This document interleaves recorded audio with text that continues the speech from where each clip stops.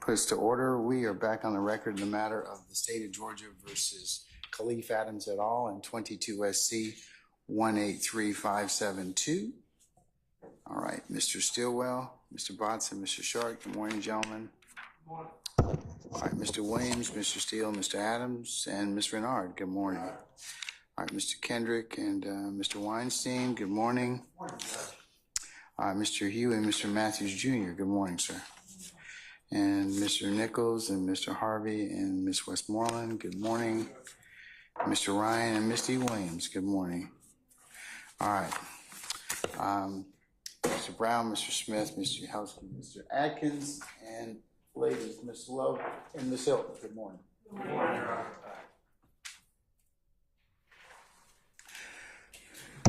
Sorry, name them all, are jurors present? Yes, sir. Okay. All right.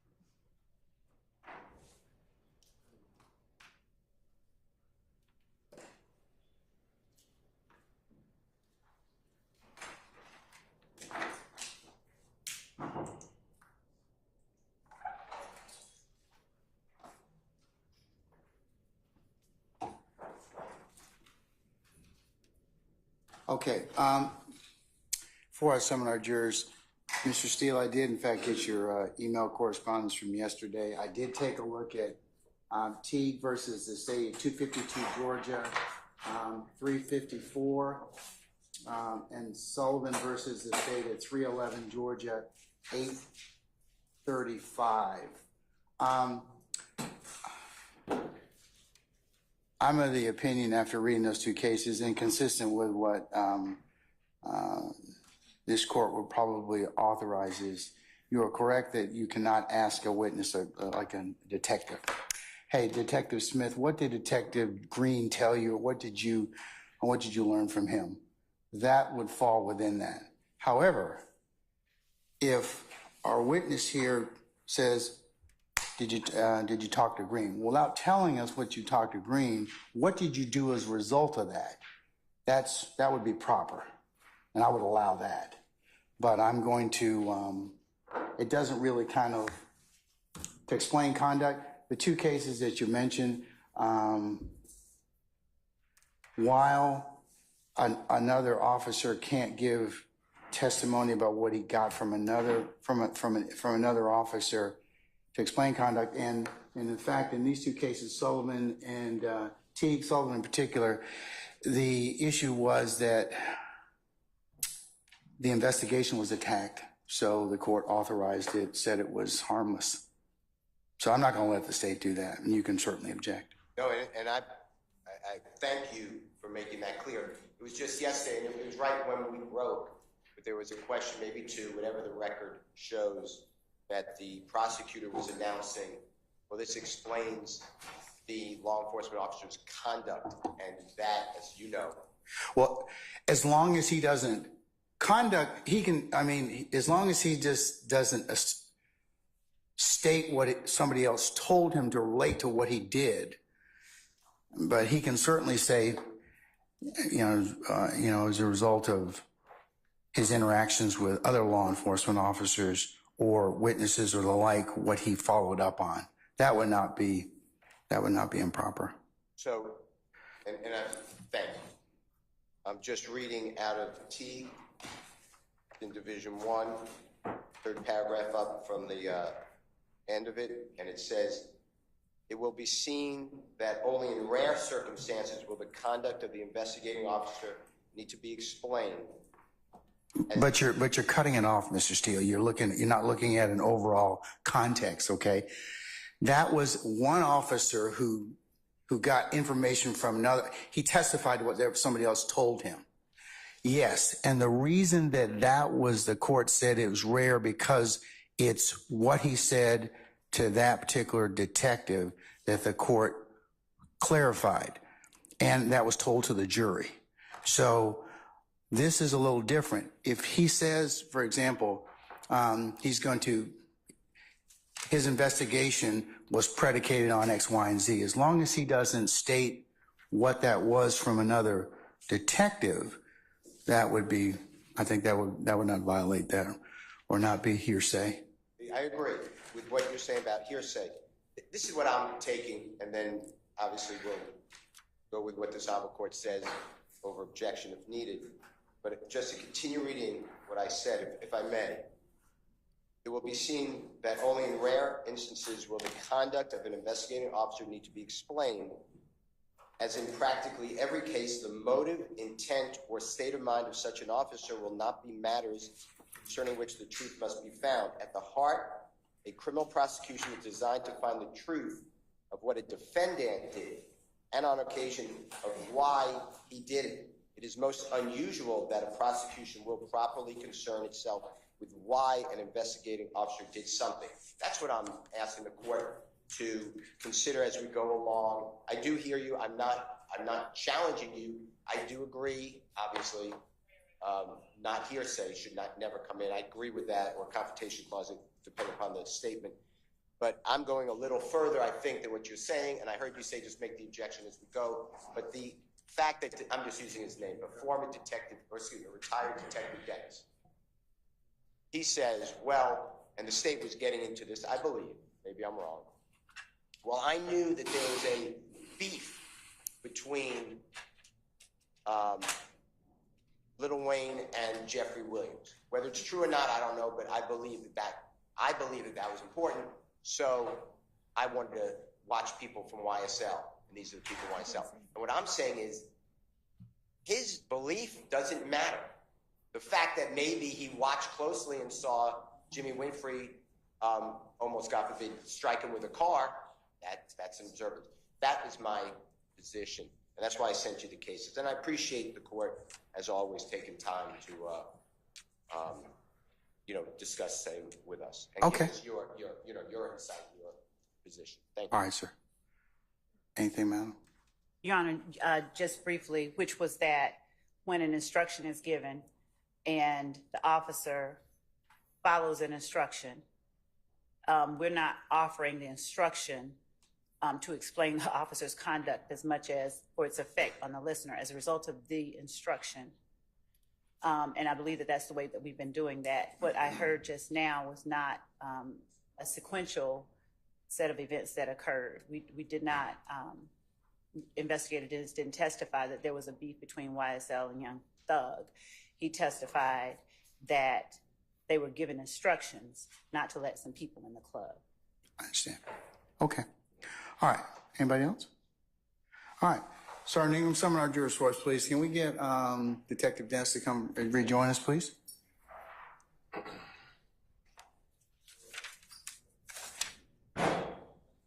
Can't video him. Okay. All right. If you want to video me, that's fine. I don't care. Or Christina.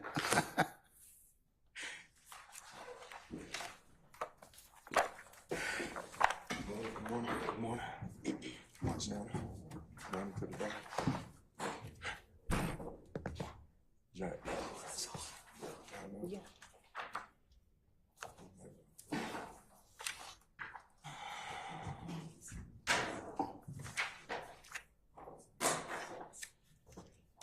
Thank you. You should. Want some more?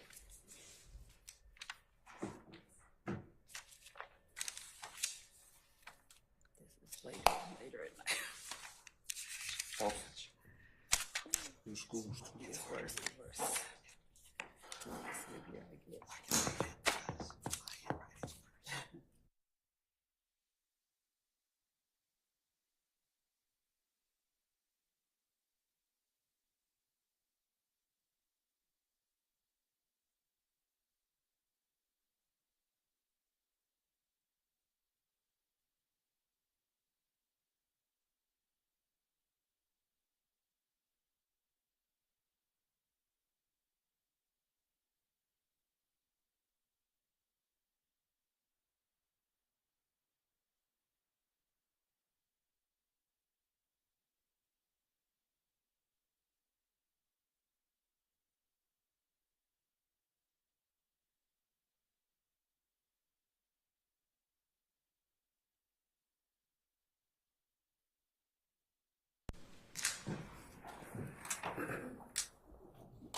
All right, ladies and gentlemen, please be seated. All right, thank you, Sergeant Ingram. Ladies and gentlemen of the jury, good morning. Good morning. All right, we're going to continue with the presentation of the state's witness. Retired Detective Dennis, good morning, sir. You're still under oath. Good morning. Thank you. All right. Thank you, Your Honor.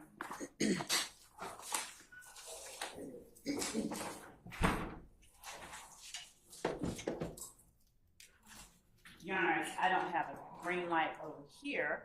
I'm going to utilize the one at the table until we get some batteries in this microphone. Okay, all right. All right. Detective Dennis, good morning. Good morning. How are you? Good. How are you? Good, thank you.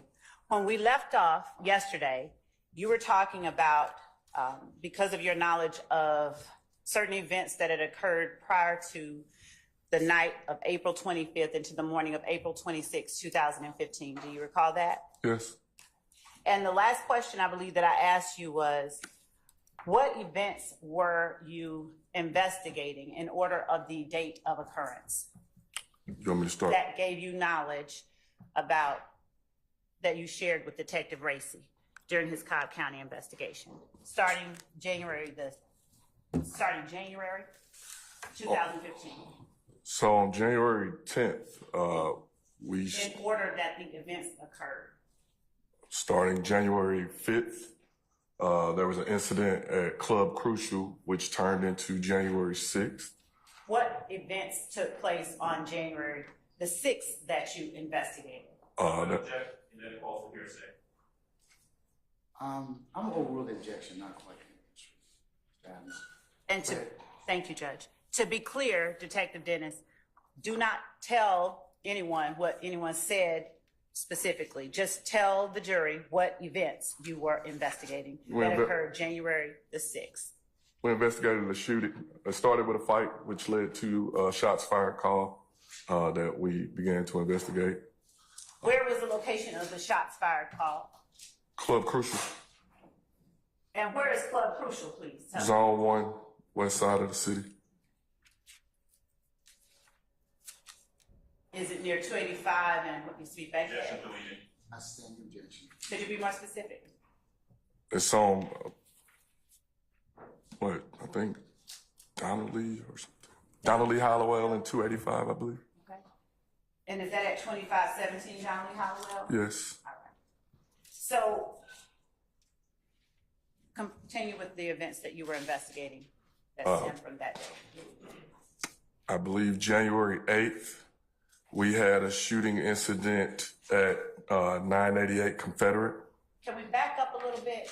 You were talking about what you were investigating on January the 6th. Would you tell the jury what you did to investigate events of January the 6th after there was a shooting? Anytime there's a shooting or anything in the city, our supervisor will either, we get a daily report of incidents that happen in the city. The supervisor might say, hey, we had this or we had that.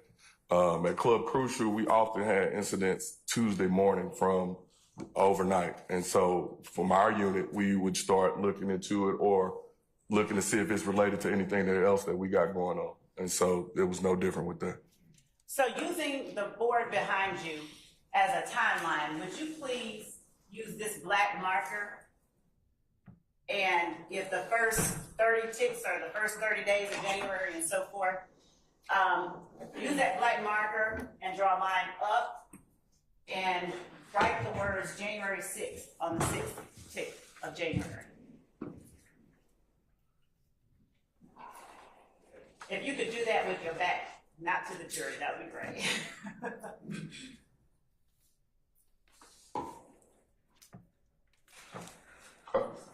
All right. I need you to draw it up and long so I can see from back here. January 6th? Yes. That big enough? Yeah, big. Yeah. All right. You can take your seat. Thank you.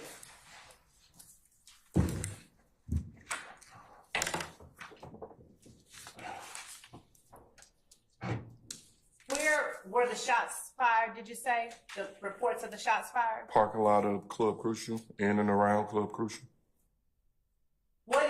Crucial? A nightclub in the city. Do you know, are you familiar with Club Crucial? Were you familiar with Club Crucial prior to January 6, 2015? Yes. Would you tell the jury, when you say a nightclub, what days that you were familiar with the club being in operation? Club Crucial is basically an inner city hood nightclub that guys go to Monday nights. We were familiar with Club Crucial because they have Queen of the Ring Monday nights. All right, I need you to slow down just a little bit. When you say we, who are you talking about? Myself and my partner, my unit, Atlanta Police Department. And when you say Monday nights, what was it that you talked about with Monday nights? It's called Queen of the Ring. What is Queen of the Ring? Queen of the Ring is based. Your Honor, I didn't. Mr. Adams, I'll overrule the objection. What is Queen of the Ring? Queen of the Ring is lady boxers. The girls basically put on gloves and box, and usually the guys watch or bet on it or enjoy the festivities, I guess. Was Antrevia Smith one of the fighters in Queen of the Ring? Objection to leading. I'll sustain the objection to one. Praise. Are you familiar with Antrevia Smith? Yes. Are you familiar with Antrevia Smith as a result of this investigation that you're talking to the jury about? Yes. Did Antrevia Smith ever participate in Queen of the Ring? Yes. Objection, Your Honor, hearsay. Overrule, sir. Yeah, lack of personal knowledge. Overrule, sir.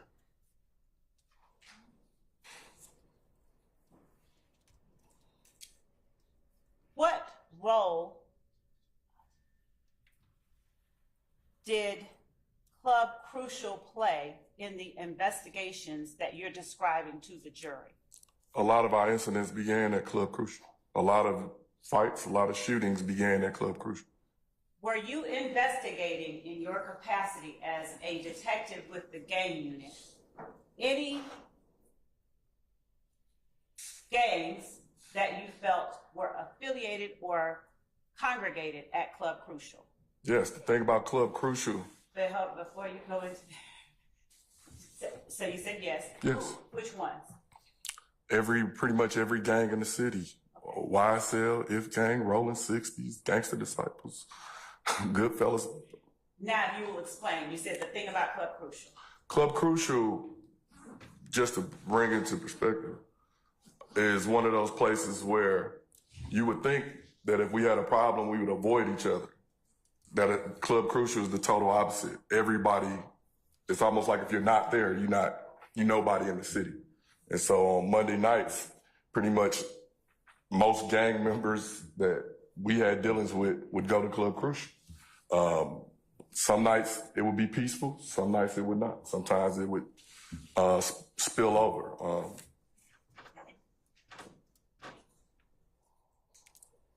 When you talk about some nights it would spill over, what do you mean? We often had incidents at Club Crucial. Tuesday mornings when we would come to work, we would have shootings at Club Crucial, or fights or incident reports from Club Crucial. When you mentioned YSL and If Gang, were you investigating those at different times or at the same time? At January 6th, we weren't investigating any of them. We just had an incident. As a result of further investigations later in 2015, As we investigated after the January 10th, which was the murder of Donovan Thomas, it led to us to backtrack and look at what led up to and what was coming afterwards. okay. And so as you look at the days before January the 10th, did you look at January 6th or investigate January 6th with relation to any two particular groups? Yeah. Hold on. That was Mr. Sharp and Mr. Adams. I'm both leading. I sustain Mr. Form. Did you investigate any of the groups that you named a second ago for anything related to January the 6th? Yes. What groups? Inglewood Family Bloods, If Gang, and YSL. Are Inglewood family and If gang the same thing? Both of them are blood gangs. At one point, they were all friends. Without, I'm going to object. This is Basis. outside the canon of late testimony, yeah, which is what is brought before so far. Your Honor. Fact witness. Your Honor, what I'm doing is talking about specifically matters he investigated. Oral, sir. Now, when you investigated January, Excuse me a second. Counsel, I can hear you talking back there, so please don't do that. All right, go ahead. take it. When you investigated the groups that you just named for matters that occurred on January the 6th, did you investigate them acting together? Your Honor, I'm going to object. Basis. Number one, outside the canon of late testimony is not been offered as inaccurate. Number two, the investigation is irrelevant under T.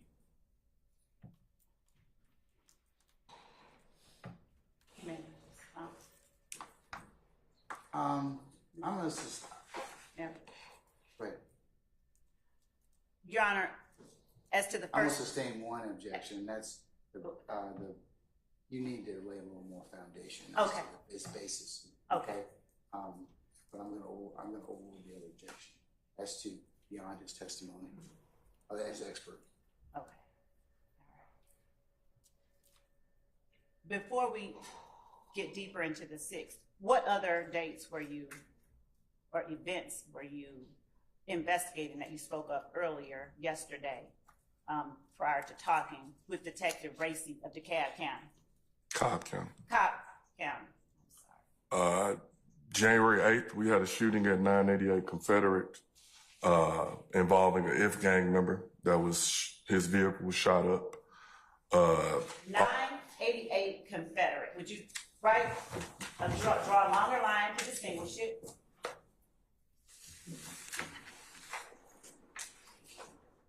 And draw a long line up, longer, January 8th on the timeline. And would you stand right there with that same marker? You said you were investigating something. What's the address that you spoke of? 988 Confederate. Would you write that up under January the 8th?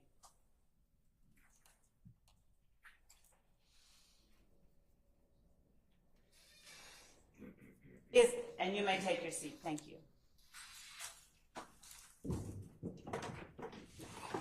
Is 988 Confederate a business or something different? Apartments, I believe.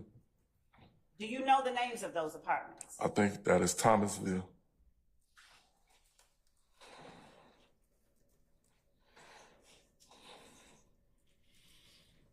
Are you, through your investigations into these acts that you're describing, did you ever have occasion to investigate anything at Trestle Tree Apartments? We had another incident there in October of 2015. Now, the January the 8th incident, would you tell the jury the victim you were investigating? The victim was Darren Mills. All right. And was Darren Mills, as a result of the investigations that you conducted personally, prior to speaking with Detective Racy, was Darren Mills involved with either of the groups that you mentioned? Your Honor, I'm going to object again as to a form for hearsay. It's not the witness who testified to it. And any information that he testified to would be hearsay and inadmissible if it comes from someone else. Also, based on confrontation clause violation, Your Honor. All right, I'm going to sustain the objection as to form. You can rephrase it. Mr. Sharp, did you have an objection? I agree with these facts. Okay. Would Your Honor allow me one moment? Sure.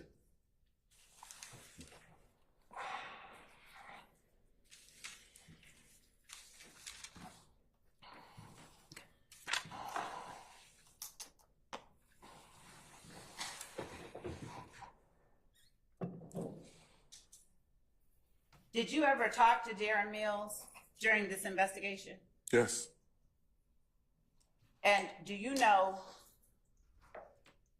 in what way he was a victim on January the 8th? How did you investigate him as a victim? Your Honor, I would. Overrule, sir.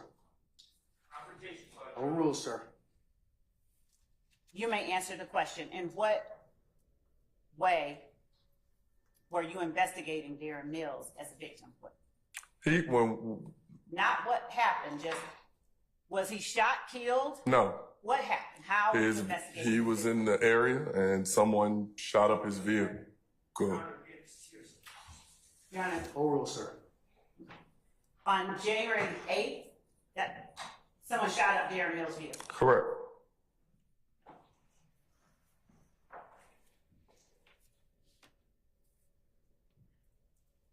Would you write underneath 988 Confederate Darren Mills, or DM, dash V, as in, what's the V? As in Victor?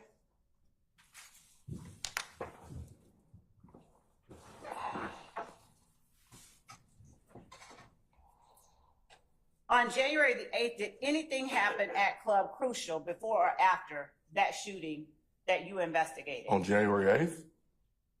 On January 5th and the 6th was Club Crucial. January 8th was 988 Confederate. And then we also had another incident. That's the objection. All right, let me back up. Are you familiar with, as a result of your personal investigations with the gang unit, 675 Metropolitan Parkway? Yes. All right.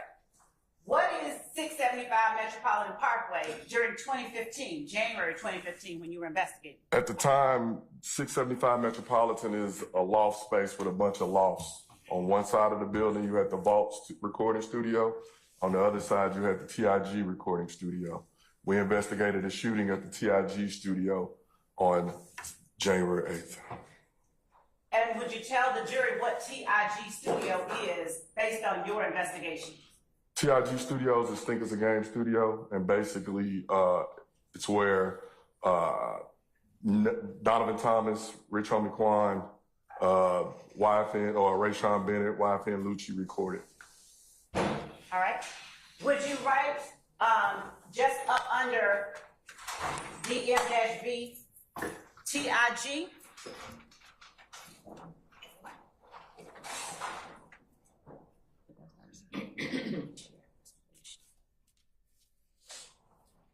In relation to that, I'm going to show you what's already been admitted as State's Exhibit 21.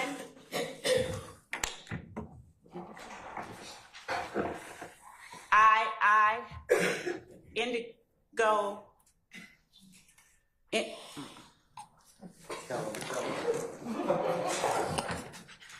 Upright. India. Yes. 21, India. We're sharing the screen with the court's permission. Yes.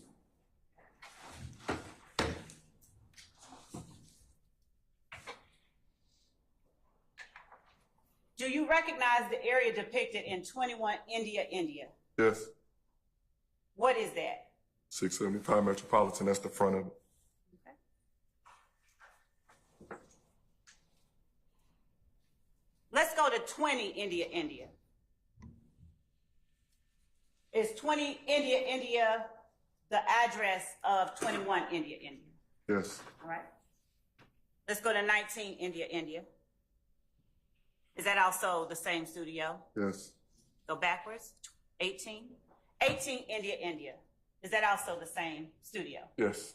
Are you able to indicate, based on 18, India, the size that you were just describing, or is it not shown in this photograph? It's not showing. This is the front. If you come into the structure, you basically got to go up a hill, make a turn, and then that's the front. That's where the manager's office is or something. The actual studios line go all the way back. And so it's probably, it could be 25 to 50, I don't know, on each side. And each people have different loft spaces.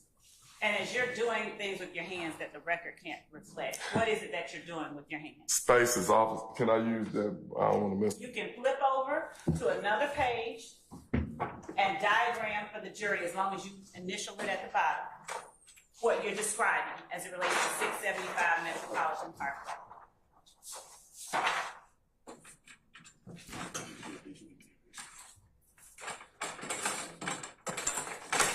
Yeah, then I got you.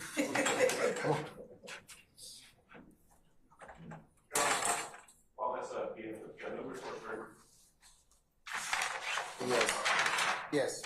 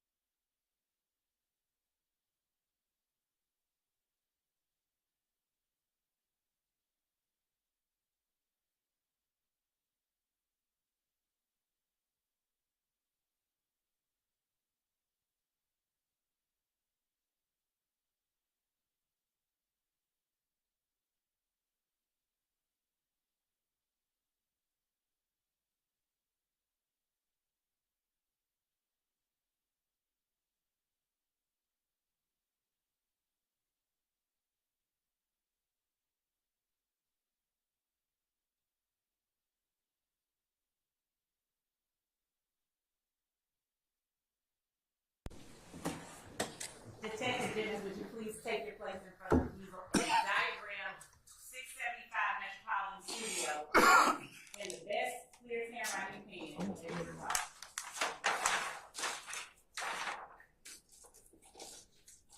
So this is the front. These are the lofts. And they go all the way back on both sides. And when you have on the diagram 675, what is that meant to denote? That's the front. That's the picture you just showed. That's the front of it. The red brick where the manager's office, that's the front of it. As you drive back, these are the loft spaces that make up both sides of the structure.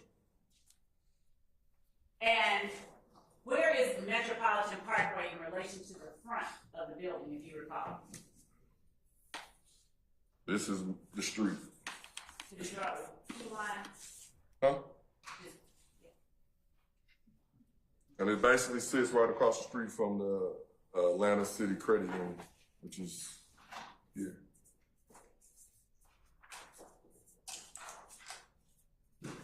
And so I remember later, would you please write it as Metropolitan Parkway? I'll put Metro. You want me to spell it out? Yes.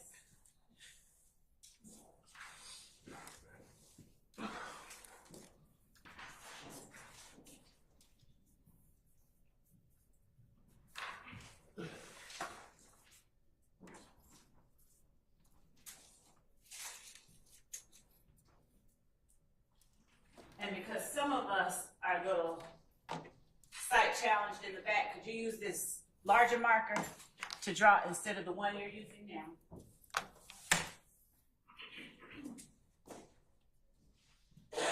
Which side was Think It's a Game Studios on? Not to be exact, but it was something like here. And what was on the other side? Not to be exact, the vault. So it was here. What is the vault? A recording studio. And based on the investigations you conducted, did anyone involved in the cases you described, you all investigated prior, you're talking to Detective Racy, record at the vault? Yes. Who? Young Thug, the YSL guys hung out at the vault. If gangs hung out at TIG. Okay. On January the 8th, did any of your investigations include property belonging to DeQuantes Lamar or Rich Homie Quan? Yes. And what property of Rich Homie Quan or DeQuantes Lamar? His vehicle got shot. I'm going to object in so much as it calls for hearsay. Your Honor, under Hassan,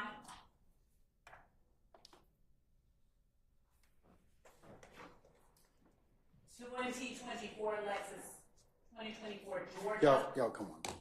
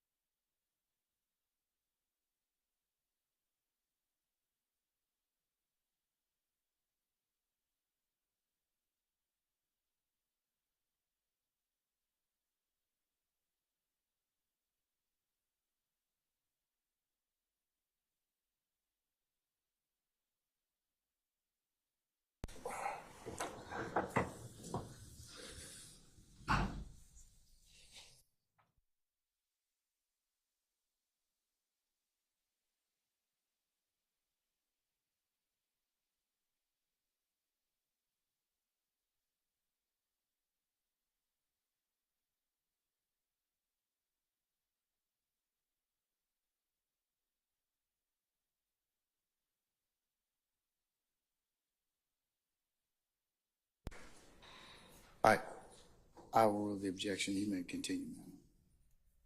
And, Your Honor, may I have a court reporter read that very last question that I was asking Detective Dennis, please? You may. Ms. Weaver?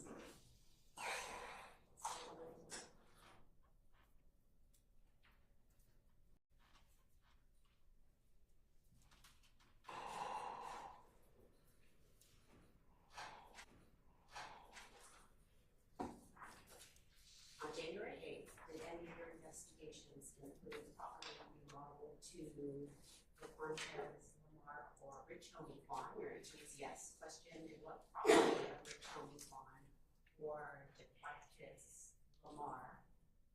You said his vehicle got shot.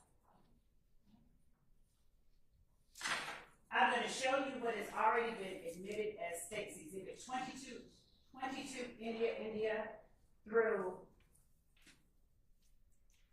33 India.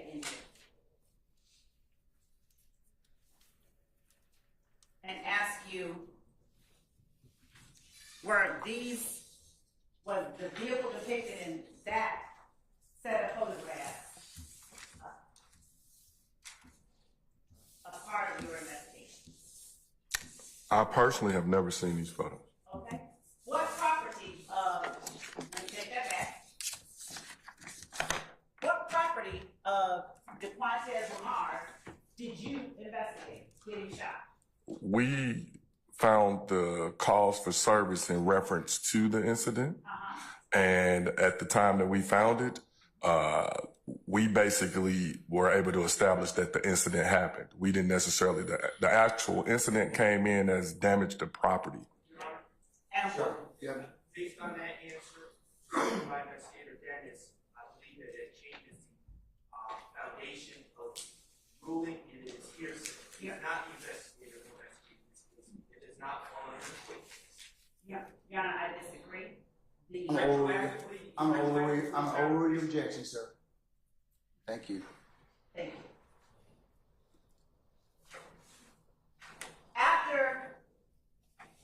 I'm sorry. So the vehicle that you investigated on January 8th, that shooting of Mr. Lamar's vehicle, where did that occur? Your Honor, this statement of the testimony, he said he did not investigate. The state just said that you investigated. Your Honor, two things. I asked him what vehicle and what property was a part of his investigation. The objection that it misstates. Overruled, sir. Would you please tell the jury what location it was that you learned or investigated as being the location where Mr. Lamar's vehicle was shot? 675 Metropolitan.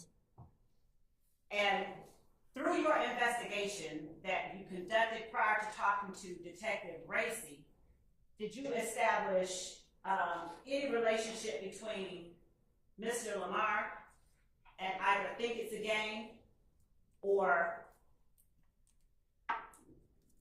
any other studio at 675 Metropolitan Parkway? Yes. Go ahead. That's the recording studio that he recorded at. Which to our now TIG Studios. through your investigation, did you learn who the owner of TIG Studios was? Yes. Who? Gervin Fly is his nickname. I don't know his nickname. Was it Gervin Fly Henry? Staying the question. I withdraw. Would you please just state for the record again who it is that you said? We knew him as Fly. And that first name, is it Girvin? Yes. Okay.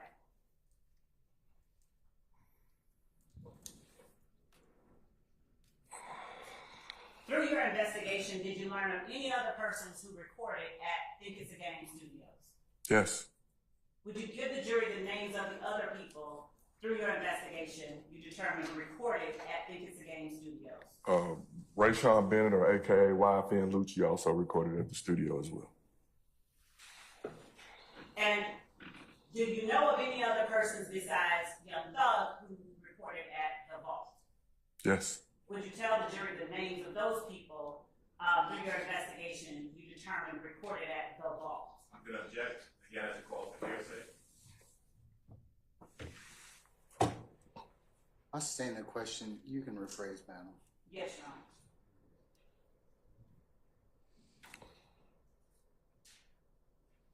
How many people, other than Young Thug, did you learn through your investigation recorded at the vault? Your Honor, same objection. Overrule, sir. Ask for a continuing objection, please. It's noted, sir. From our investigation, it was a functioning studio, so several artists recorded at the studio.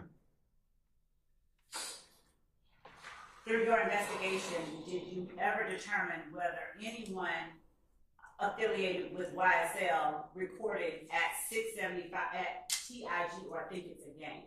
No.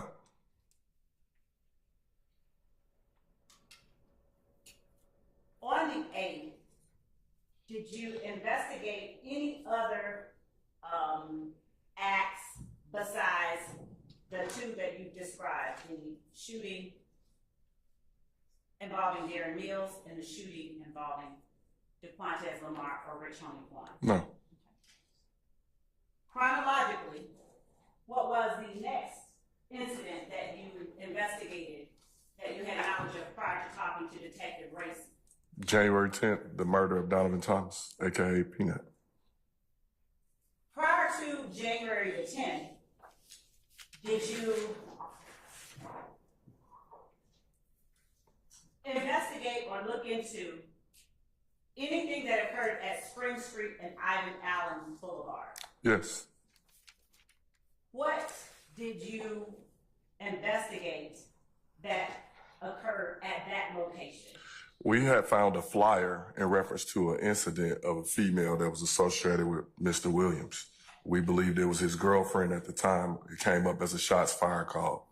We tried to investigate to find out, but we had no reporting victims or anything of that sort. And was this call one of what you would call a property call, or just Damage to property. So it didn't have any damage or anything. It just came up at a shots fired. So it was just listed at. Object to the hearsay if he's referring to a 911 call or a cab or anything that is not his or his investigation will be hearsay, and he would object. you're under Hassan and Quick, Your Honor, simply talking about? Overrule your objection, sir. Go ahead. We basically located the shots fired call. We looked into it like we looked in every call that we received, Did and you ever find a victim? we did not. Okay. Did you ever find a projectile? We did not. And did you ever locate the person who made the call? We did not. Did you endeavor to do either of those things? We did all of that. Okay. And I object to the relevance and ask to be stricken based on all of the responses. Overrule, sir.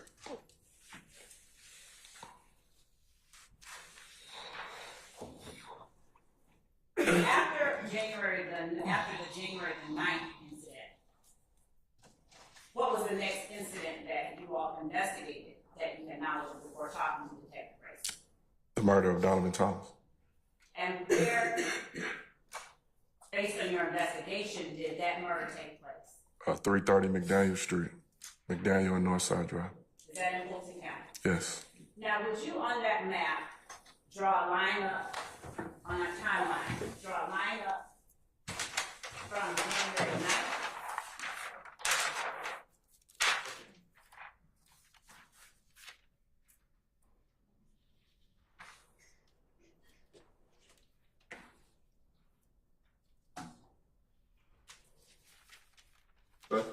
And would you write just something like Spring and Ivan Allen?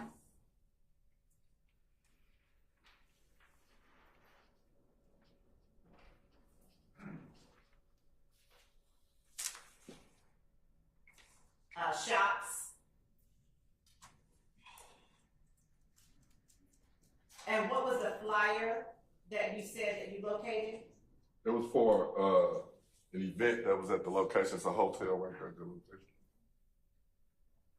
Do you remember what kind of event? I don't. Okay. Now, would you draw a line up from the 10th?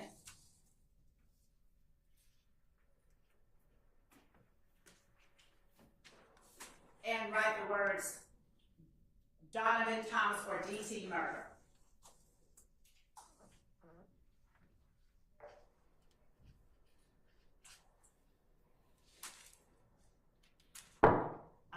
a chance to take a seat for a little bit. Chronologically, what was the next event that you investigated as part of the gang unit you were aware of prior to talking to Detective Racy? The night of the 10th rolling into the 11th. What was the location of the incidents that you investigated the night of the 10th rolling into the 11th? I believe it was 88 Van Ira and Hendricks, 193 or 198 Hendricks. And what type of incident took place at those locations? Buildings, houses shot up. And who in your investigation was connected with those locations? Objection, calls for hearsay. You're on under quick and Hassan, this is.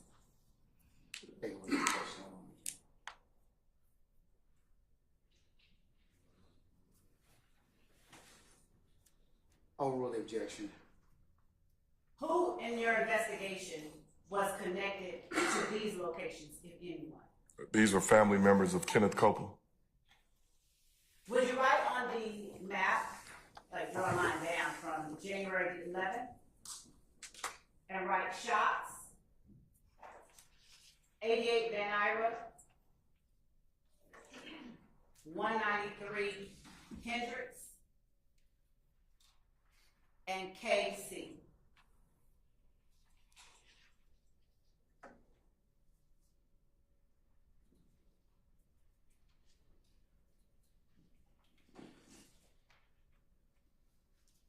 You may have a seat.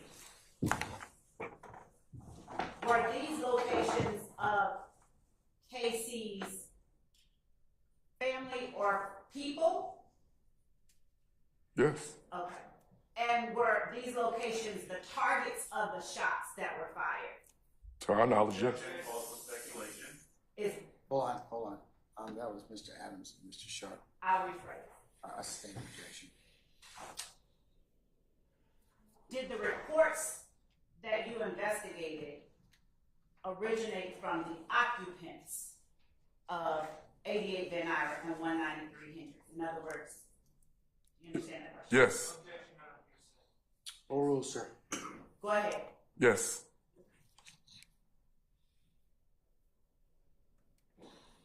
Chronologically, what was the next event that you investigated? I believe it was Ruby Harper, 34 or something, Ruby Harper.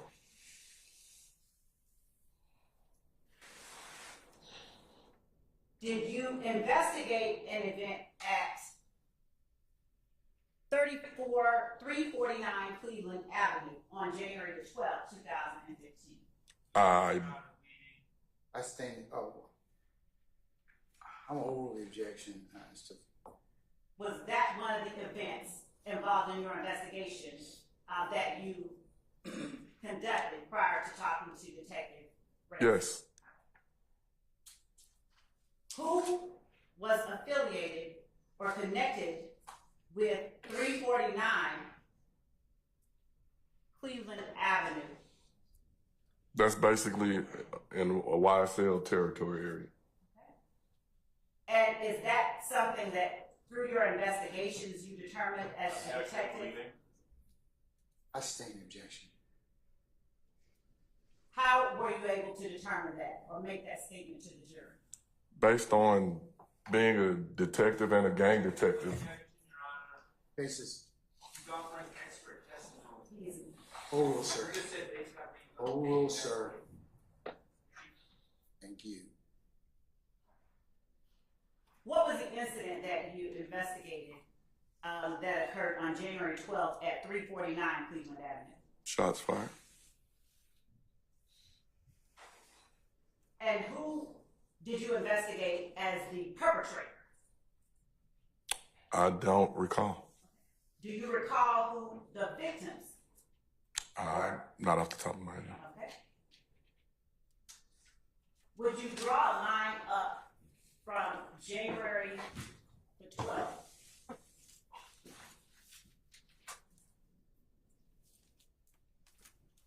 and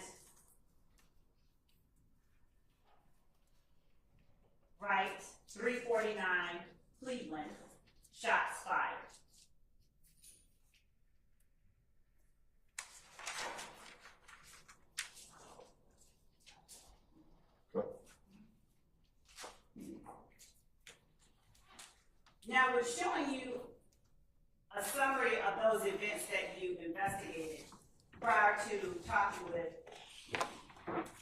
Detective Racy. Refresh your memory as to who you investigated as the victim and who you investigated as the assailant in that case? Yes. He said he doesn't recall. I'll rule the objection. You may refresh his memory. Thank you. Your Honor, we're going to label this.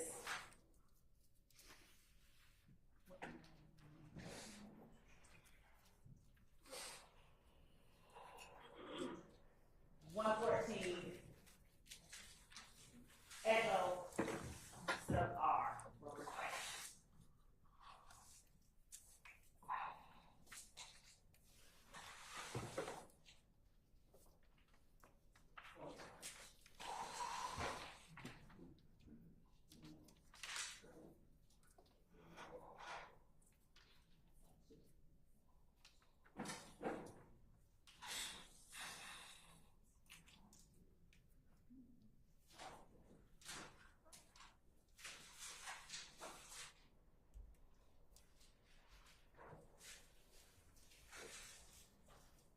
And showing to defense what has been labeled as 114 ER previously provided in this record.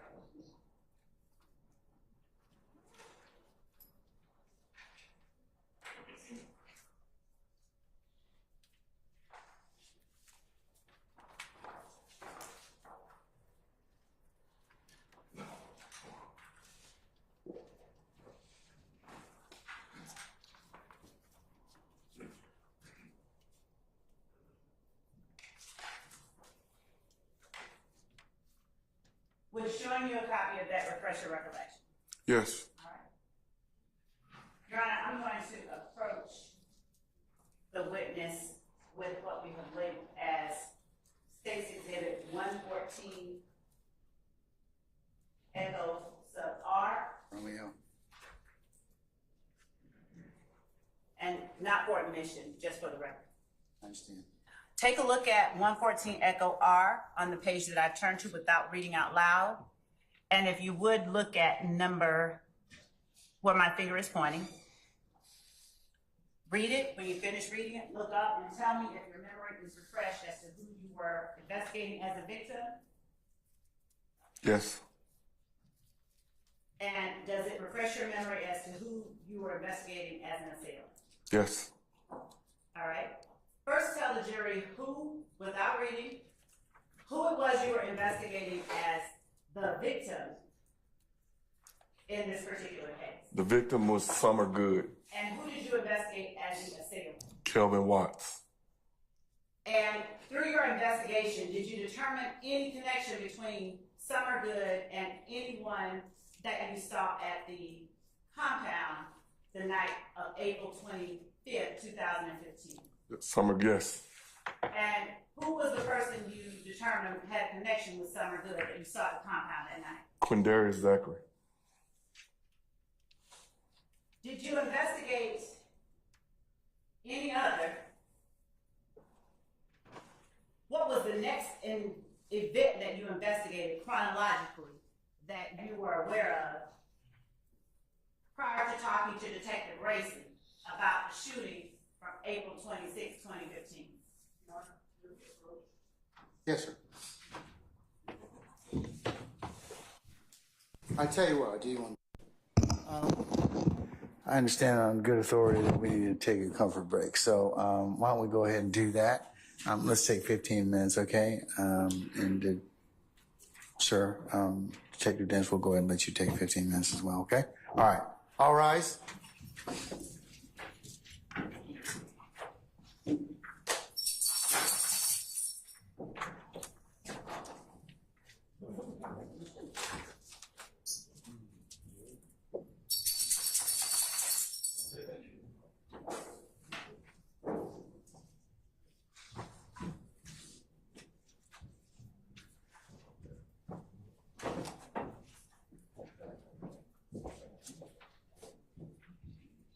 All right, ladies and gentlemen, please be seated. All right, Mr. Sharp, What do you wish to tell the court?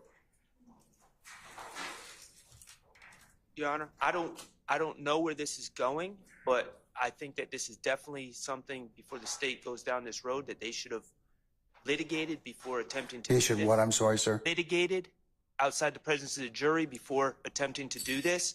I am saying right now, I don't know where the state's going with this, but if I hear my client's name, Shannon Stillwell, or any of people that are associated with my client's name being listed as someone that was being investigated or suspected of a crime, I am moving for an immediate mistrial because that would be highly improper. Who's suspected of crimes that are not charged, not convicted, being listed through an investigator is complete violation of 404B, 404A, and is prejudicial and completely improper. We're trying this case through hearsay right now.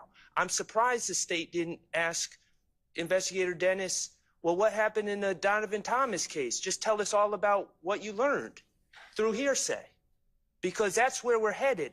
And to just say, who's the victim, who's the suspect, and who's the perpetrator? Yeah, who's the perpetrator? That's highly improper. And right now, the only perpetrator that's been listed is Kelvin Watts, and I think that was improper. But I'm saying, as it goes forward, as soon as a name that's associated with my client or my client's name comes out, I'm moving for an immediate mistrial, and I believe it's very warranted. Thank you, sir. Your Honor, can I join in that objection also? Well, the Harvey rule's in effect, so what else do you want to add to that, sir? Well, I want to, the state cited a case earlier, the Hassan case.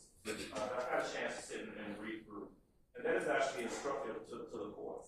There is a difference in what the court applied in Hassan and what's going on right here. But Quick is a better case in terms of the court's interpretation of what a detective may testify to. So I have to read both in conjunction. So we'll disagree about our interpretations as to that, but I feel that I've made the correct ruling in respect to that. And you can still object as to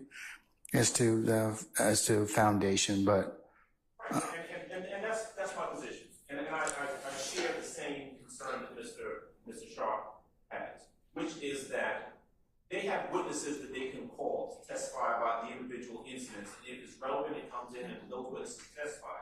But they can't simply wholeheartedly have Detective Dennis and just by asking the questions in a certain way, saying, what does your investigation show? He can't just he can testify to the end result of the investigation, but he can't get around hearsay by simply saying that I know this person's a perpetrator, this person's a victim. All of that comes from hearsay. In the Hassan case, that detective was not allowed. Of course, that detective did not testify about information gleaned from other detectives or information gleaned from the investigation. They were very clear in Hassan as to what was admissible and what was not. And what he is testifying to right now is not admissible. They can't call those witnesses. And they've got 200 witnesses on the witness list. They're trying to get around calling a lot of witnesses by trying this case, as Mr. Shaw said very aptly, by hearsay. And that deprives us of the ability to confront those witnesses. If the detective says, well, this person I determined to be a perpetrator, this person I determined to be a victim, we have no way of confronting that if it's just coming in based on his hearsay testimony. Oh. I'll object. I would be in the same position and ask for the state to not be allowed to continue down that road.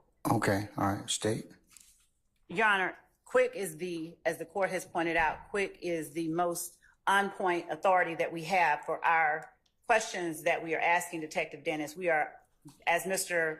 Adams correctly stated, we are intentionally not asking him who did this, who did that.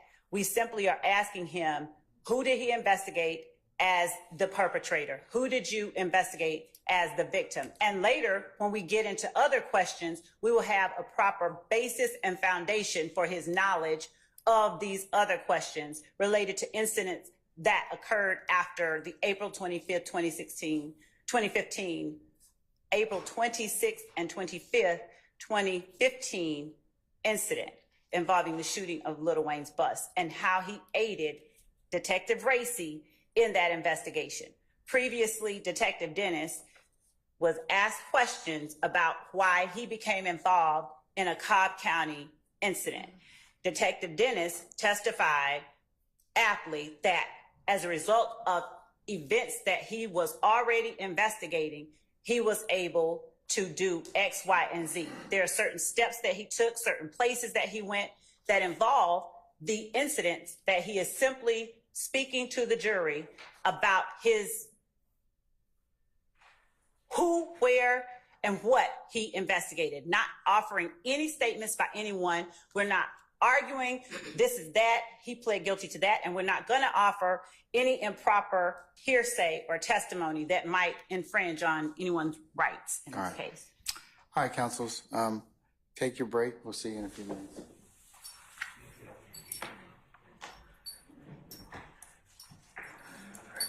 Go ahead.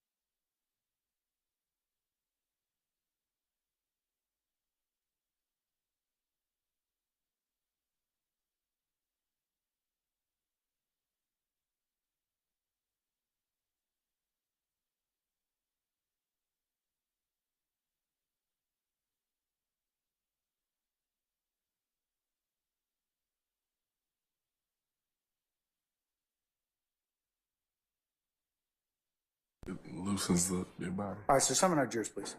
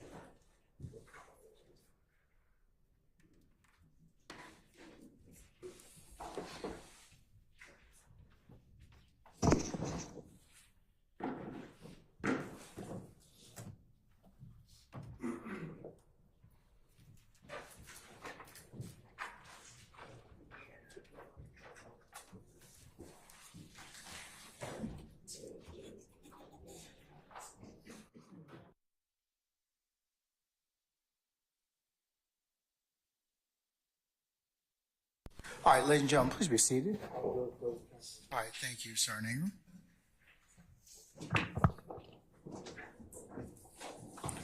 All right, may I continue? Detective Dennis, looking at the diagram that you have been drawing on for the jury, have you gone past the January date to continue writing Yes. incidents? So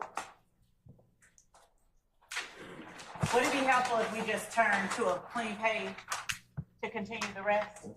All right.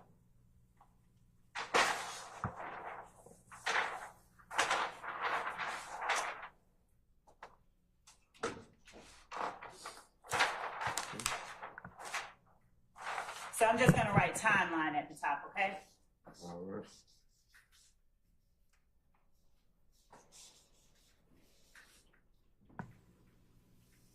Would you tell the jury what incident that you investigated chronologically next that you had knowledge of prior to speaking with Detective Racy?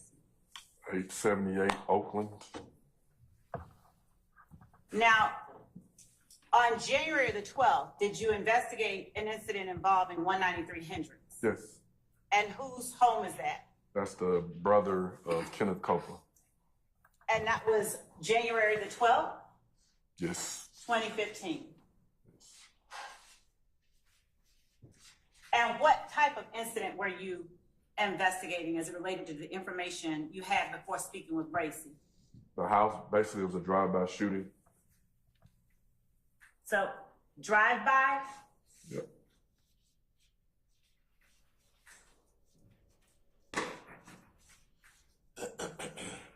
Of Kenneth Copeland's brother.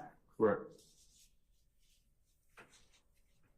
Was Kenneth Copeland affiliated with any of the groups that you described being at Club Crucial on January the 8th, 2015? January 6th. January the 6th, 2015. Yes. Which, Oh, sir. which group did you investigate Kenneth Copeland as being a part of as it relates to the investigation you took place before speaking with Detective Racy? He was associated with YSL.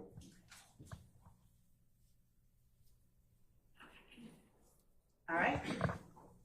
The incident you spoke of at 878 Oakland, what date did that occur? The 13th, I believe.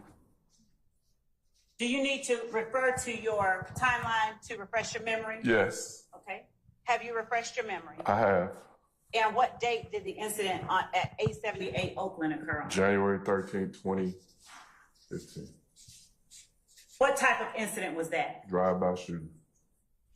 878 Oakland.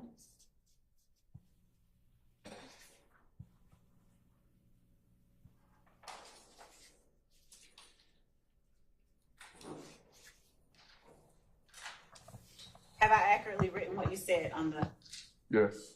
flip chart?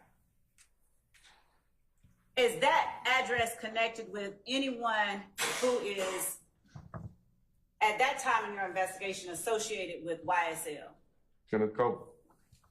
And what relation is the house owner of 878 Oakland to Kenneth Copeland? His sister. And is his sister the person you're investigating as the victim or the perpetrator? The victim. In the incidents occurring on January the 12th and January the 13th, are you investigating persons associated with YSL as victims or perpetrators? We're investigating them as victims. Okay.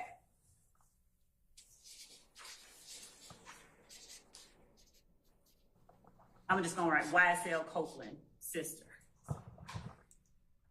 Victim. And then victim. All right.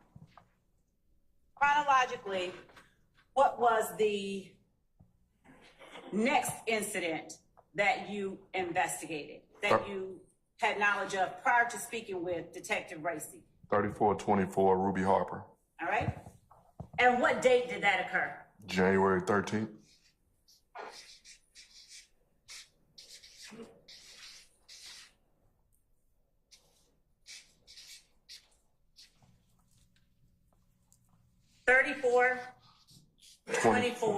Ruby Harper.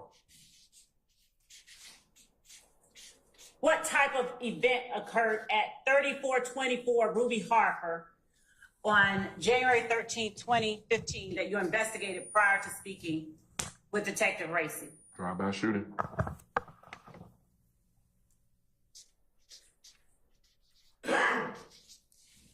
Is 3424 Ruby Harper in Atlanta? Yes. And is it in Fulton County? Yes.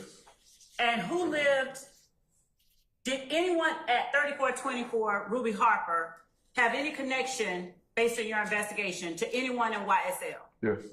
What was the connection between the person at 3424 Ruby Harper and someone in YSL? The stepfather of Jeffery Williams.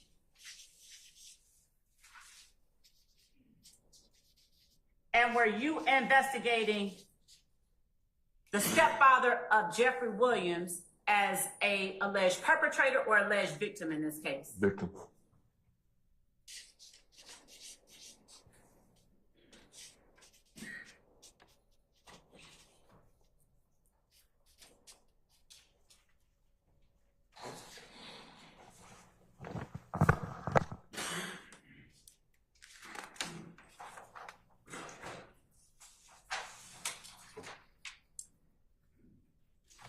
Moving forward, on January the 22nd, 2015, did you investigate any crimes or offenses that you had knowledge of prior to speaking with Detective Racy? What's the date? January 22nd, 2015. 1007 Hill Street.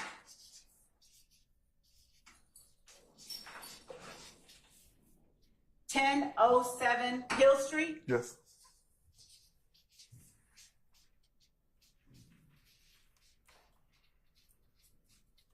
Is 1007 Hill Street in Atlanta? Yes. Is it a house, business, or something else? I think it's apartments. So it's a residence? It's like a townhouse type apartment. Yes, it's a residence. And who lived there at that time? Rayshawn Bennett's mother. And does Rayshawn Bennett go by any other name? YFN Lucci. Lucci's mama lived at 1007 Hill Street? Correct.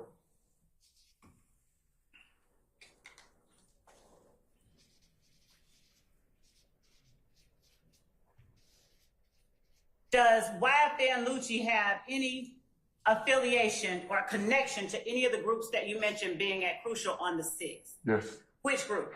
If gang.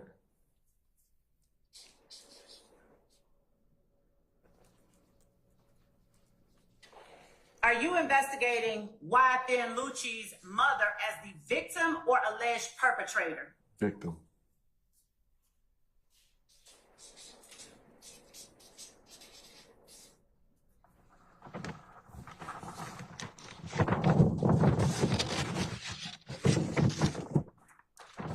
January the 26th of 2015, did you investigate any incident that you had knowledge of prior to talking with Detective Racy about the April 26, 2015 shooting of the Little Wayne bus? Yes.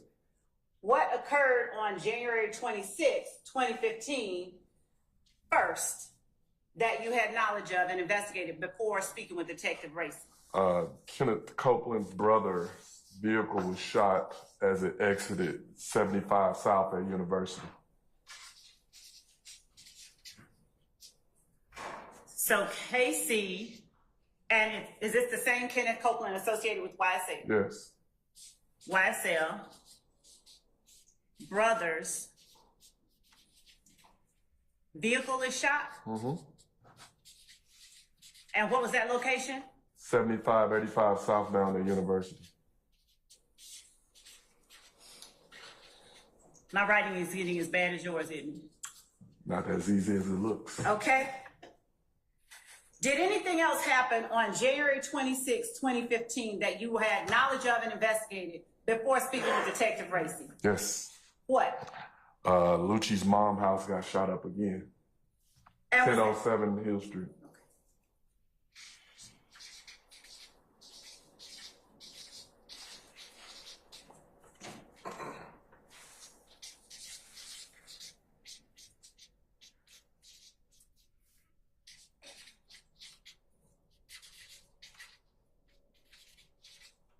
And was his mother the victim that you were investigating or the perpetrator you were investigating? Her and her boyfriend were the victims. They were actually shot.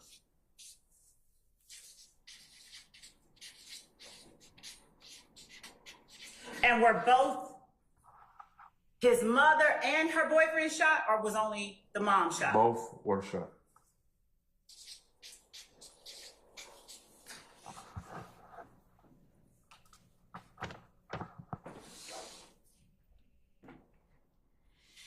January the 28th, 2015.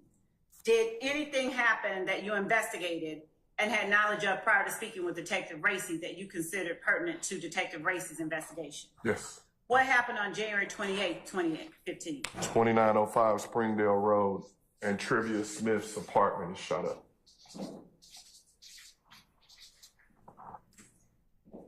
$2905 Springdale Road. Is that in Atlanta? It's in Atlanta, but I think it's at East Point or College Park. I'm not sure. On the border. And Trivia Smith home shot up. Mm-hmm.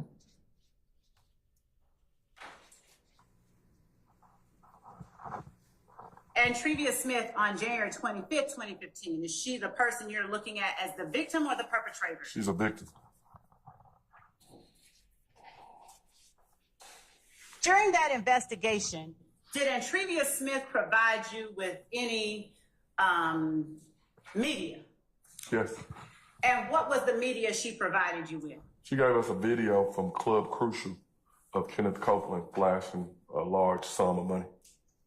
Did Trivia Smith ever give you video footage of Moncton? I stand the objection. Did you ever obtain any pieces of evidence from Trivia Smith related to either Quindarius Zachary or Antonio Sledge? Yes. And what was that? It was a social media post of Antonio Sledge and Quindarius Zachary both holding weapons, antagonizing the rival gang and Kelvin Watts. And I wrote January 25th. Was that January the 28th? Did I write that That's wrong? the 8th, 28th.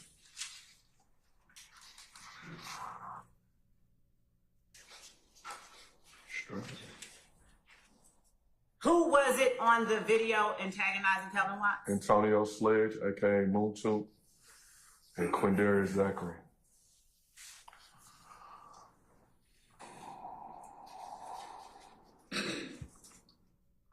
Antagonizing Kelvin Watts. Correct.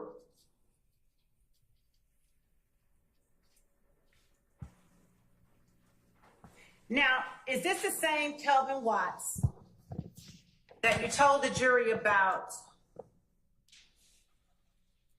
an event occurring on January 12th, 2015? Yes. During your investigation, did you determine whether Kelvin Watts was connected with any of the groups that you talked about being at Club Crucial as it related to the January 6, 2015 shooting? Yes. Which group? Fifth gang. And was Calvin Watts connected by blood to, pardon the pun, was Calvin Watts related genetically? Objection, hearsay. A standing objection. Did you find through your investigation any connection between Calvin Watts? Objection, same, hearsay. Your Honor, Let her finish the question, Mr. Adams. did you find through your investigation any connection between Calvin Watts and Donovan Thomas? I'm going to object. Overrule, sir. Overrule, sir. You may answer. Yes. What was the connection? And is this the same Donovan Thomas who was murdered on January 10th? Yes. All right. And what connection did you find between Calvin Watts and Donovan Thomas, who was murdered on January the 10th? They're half brothers.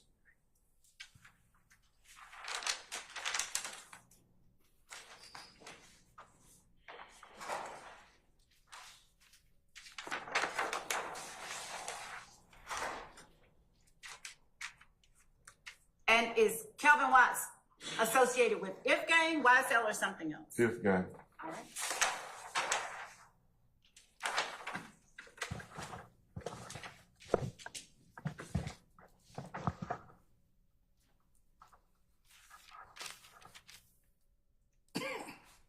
On February the 10th of 2015, did anything occur that you investigated that you found pertinent to Detective Racy's investigation of Yes. the April 26th shooting? Yes. And what occurred on February the 10th, 2015?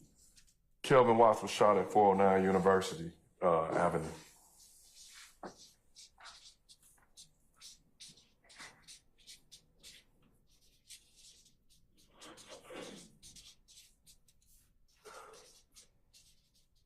Is that in Atlanta? Yes.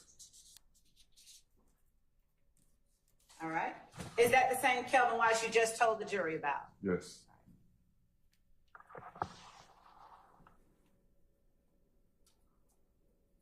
Did anything occur on February the 19th of 2015 as it related to your investigation prior to speaking with Detective Racy? Yes. What happened on February the 19th, 2015? 156 Maury Avenue, Kenneth Copeland was coming out of his home and was shot at with his girlfriend and their small child.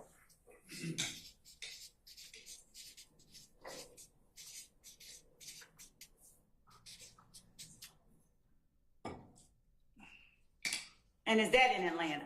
Yes. Fulton County? Yes.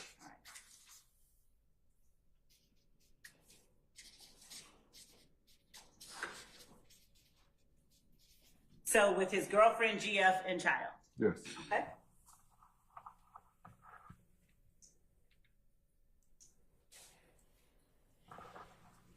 April 12th, 2015.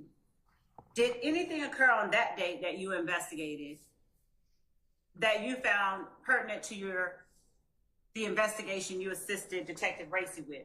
Yes. What occurred on April 12th, 2015? Dexter Montgomery was shot in the head.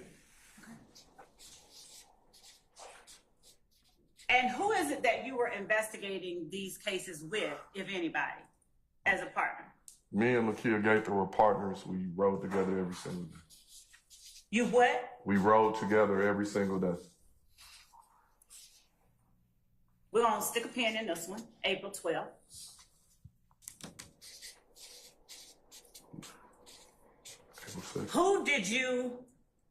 What did you investigate Dexter Montgomery as, victim or assailant? Victim.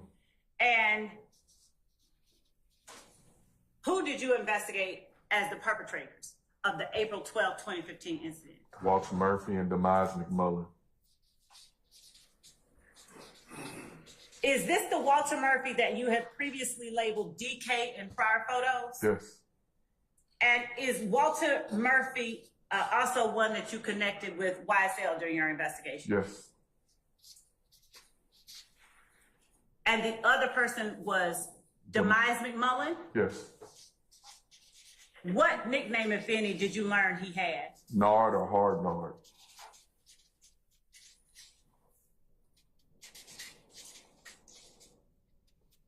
Did you investigate Kelvin Treadwell related to the April 12, 2015 incident? Yes.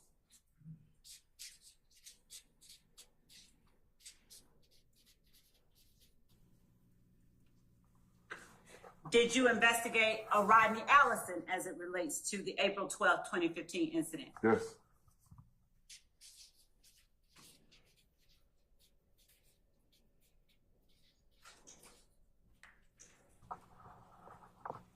Did you investigate a person named Fatty as it relates to the April 12, 2015 incident? Yes. Murphy, McMullen, Treadwell, Allison, and Fatty, did you investigate them all as alleged perpetrators? Yes. Were McMullen, Treadwell, Allison, and or Fatty associated with either of the groups you mentioned were at Club Crucial on January 6, 2015? Yes. What group? YSL. All of them? All of them. Okay.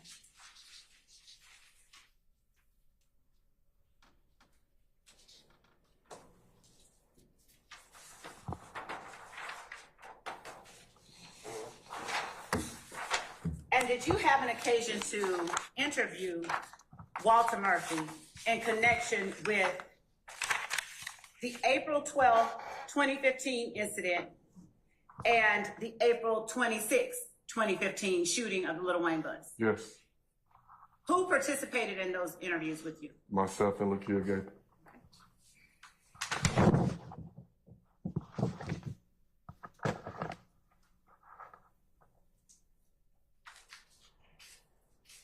So we'll go to 4/26/2015.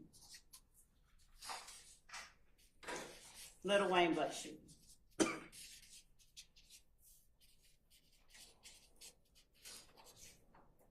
Yesterday,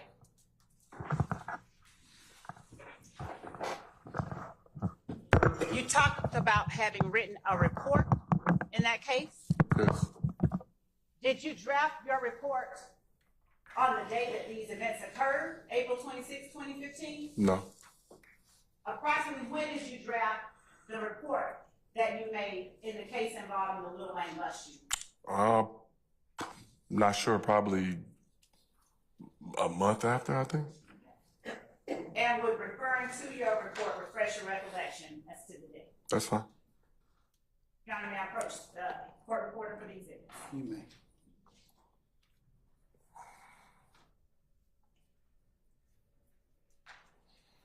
Showing you what has been admitted or marked for reference as State's Exhibit 113 Echo Romeo. Is this the report that you drafted? Yes. Looking at that report, does it refresh your memory as to when you prepared the report? Yes. And what date did you prepare the report as it relates to the Little Wayne bus shooting on April 26, 2015? May 26th. Would you tell the jury why you prepared a report for an event occurring in April on May 26, 2015? Because initially it was no crime on us, it was on cop.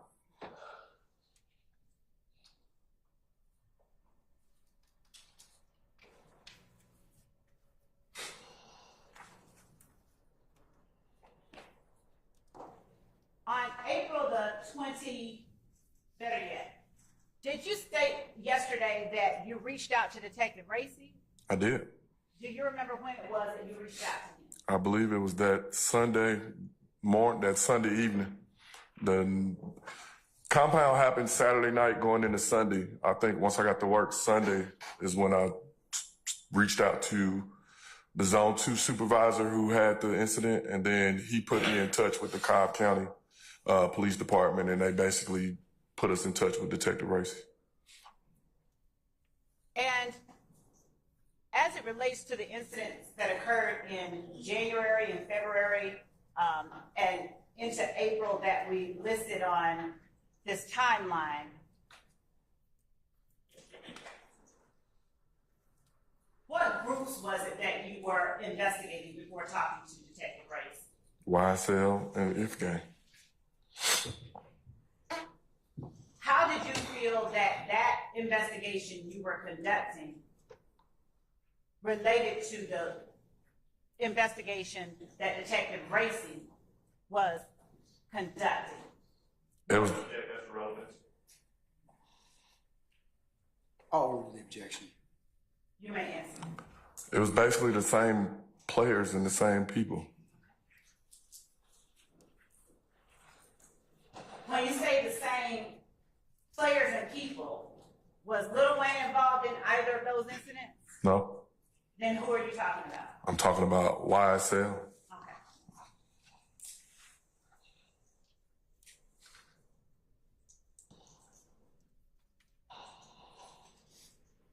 Let me, before getting into all of the ways that you assisted Racing, ask you this.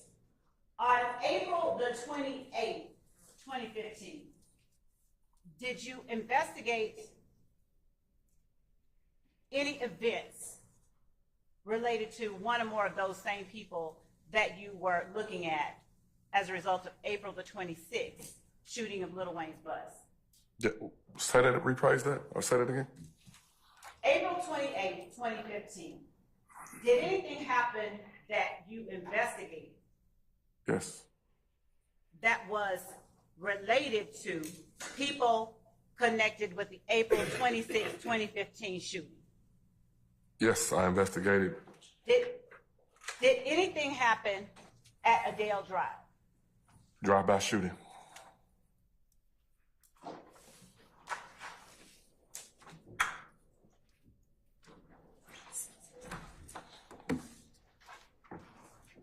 April 28th. That would have been a what day of the week? Monday night going into Tuesday, I believe. April 28th, 2015. Drive by.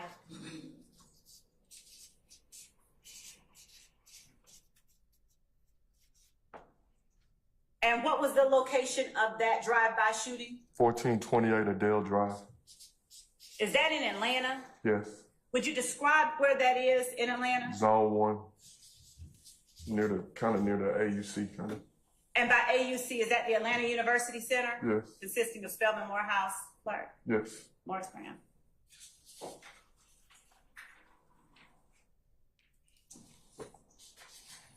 Were the occupants of 1428 Adele Drive people that you investigated as the perpetrators or victims in the shooting on April 28th? In this shooting, they were victims.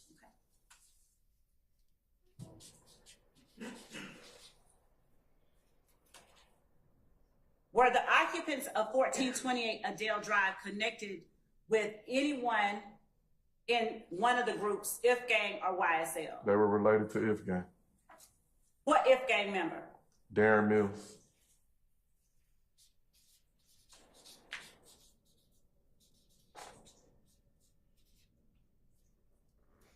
And what relation to Darren Mills did the occupant of 1428 Adele Drive have? The victim?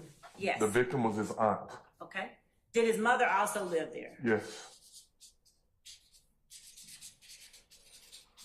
Okay. The aunt was shot, and the mother, was she shot? No. Was she inside the residence when the shooting occurred? Yes.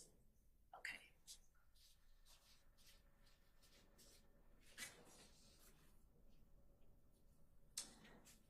Did anything occur on April the 28th, 2015 at Drew Drive that you investigated as it relates to YSL or IFGANG? Yes. What happened on April the 28th, 2015 at Drew Drive that you investigated? A drive-by shooting. And what was the address of Drew Drive? 1903 Drew Drive, Northwest.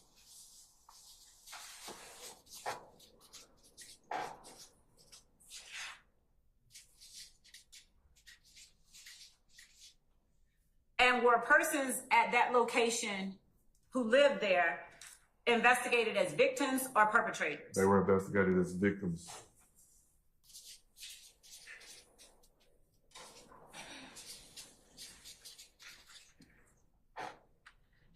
Did anyone live at 1903 Drew Drive who was connected with either YSL or If Gang through your investigation? Yes. Who? Philip Collins. He's the brother of Darren Mills. And did Philip Collins alone live at, and this is an apartment complex, house, or something else? I believe it's an apartment, and it's his girl. I believe he stayed with his girlfriend. Okay.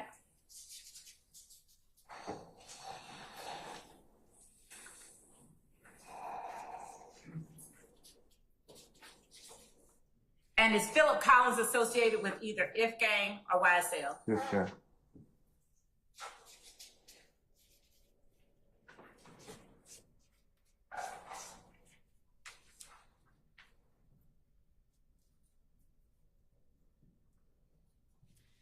April 28th, 2015. Does anything occur as it relates to Kenneth Copeland? Yes. What occurs? He was at the Dunbar Rec Center with an assault rifle, or they deemed it a pistol, but it was an assault rifle. Okay.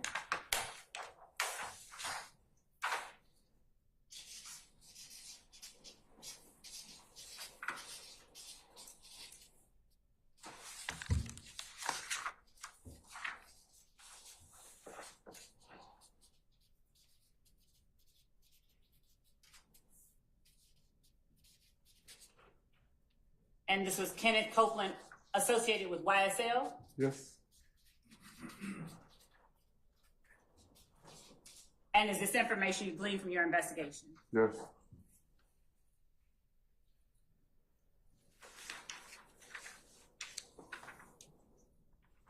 Did anything occur on May 7, 2015, as it relates to YSL or If Gang that you investigated? Yes. What occurred on May 7, 2015, that you investigated as it relates to YSL or If Gang? Quindarius Zachary was caught with an assault rifle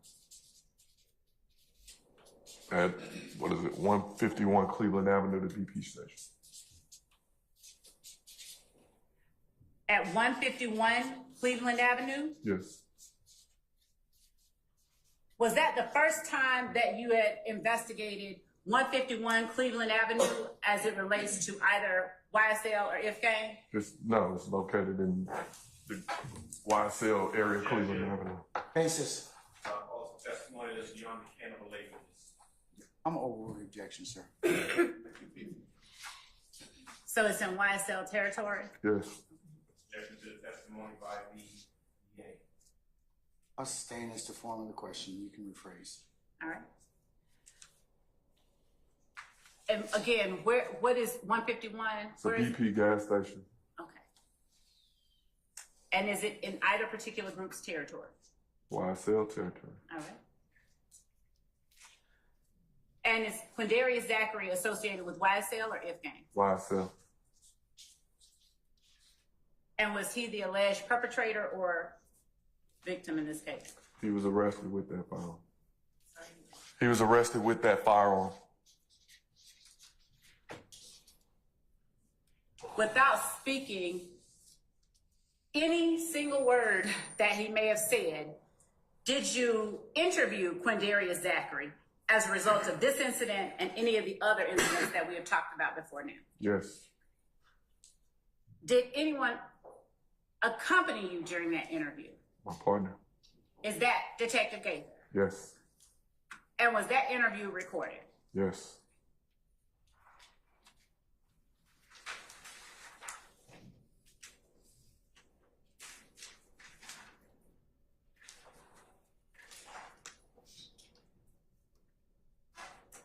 October 1st, 2015.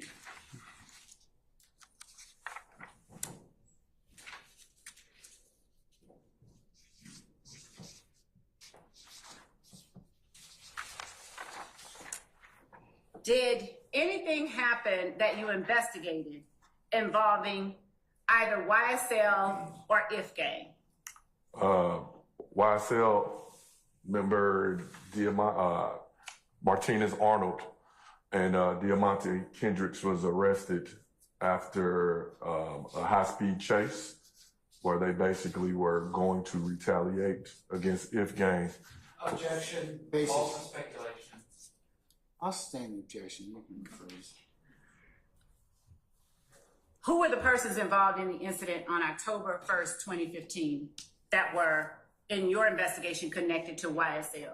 Martinez Arnold, aka Duke, Diamante Kendricks, aka Yak Gotti. And were they investigated as victims or were they investigated as perpetrators? They was investigated as perpetrators. And are both of them connected with YSL? Yes. Is Diamante Kendrick someone that you recognize in the courtroom today? Yes. Would you tell the jury where he is seated and an article of clothing that he is wearing? He's the gentleman in the black sweater with the white collar in the front row. Your Honor, would the record reflect that the witness has identified Mr. Kendrick? It shall.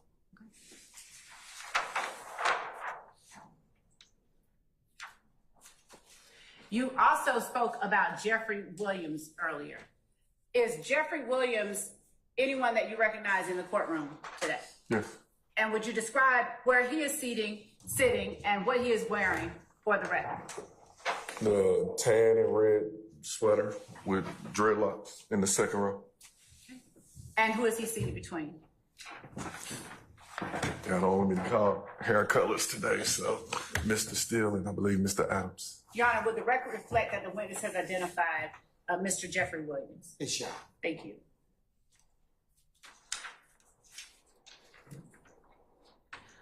Were Mr. Kendrick and Mr. Arnold found with any weapons on April 1st, 2015? Yes. What kind of weapons were they found with? I believe a handgun and an assault rifle. Okay.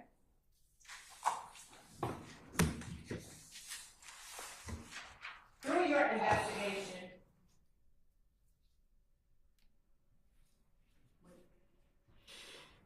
counsel has just reminded me, I said April 1st, and I did mean October 1st, 2015, as it relates to Martinez Arnold and Diamante Kendricks. Was that October 1st that they were found with the assault rifle? Yes. And the handgun?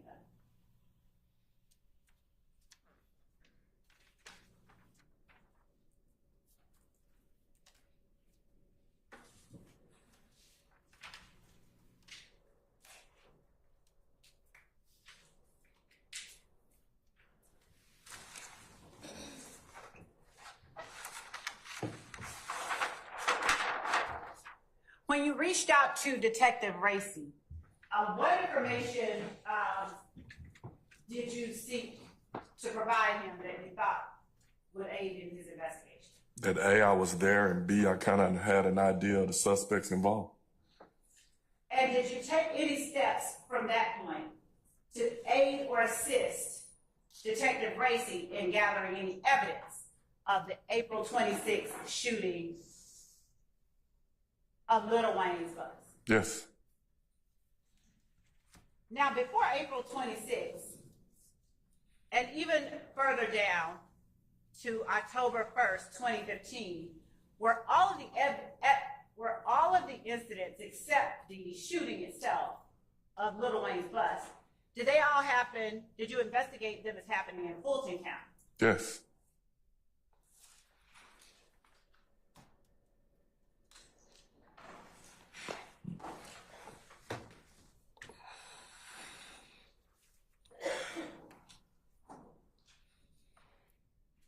What was the first thing that you did to try and assist Detective Racy in investigating the April 26, 2015 shooting of Lil Wayne's bus? I tried to identify the individual I knew as Pee Wee or Roscoe, locate his government name. By government, do you mean his given name? His given name. Do you remember what it was that made you want to investigate Pee Wee in relation to the April 26, 2015 shooting of the Lil Wayne bus? Basis. Motivation for investigation is relevant. I stand the objection.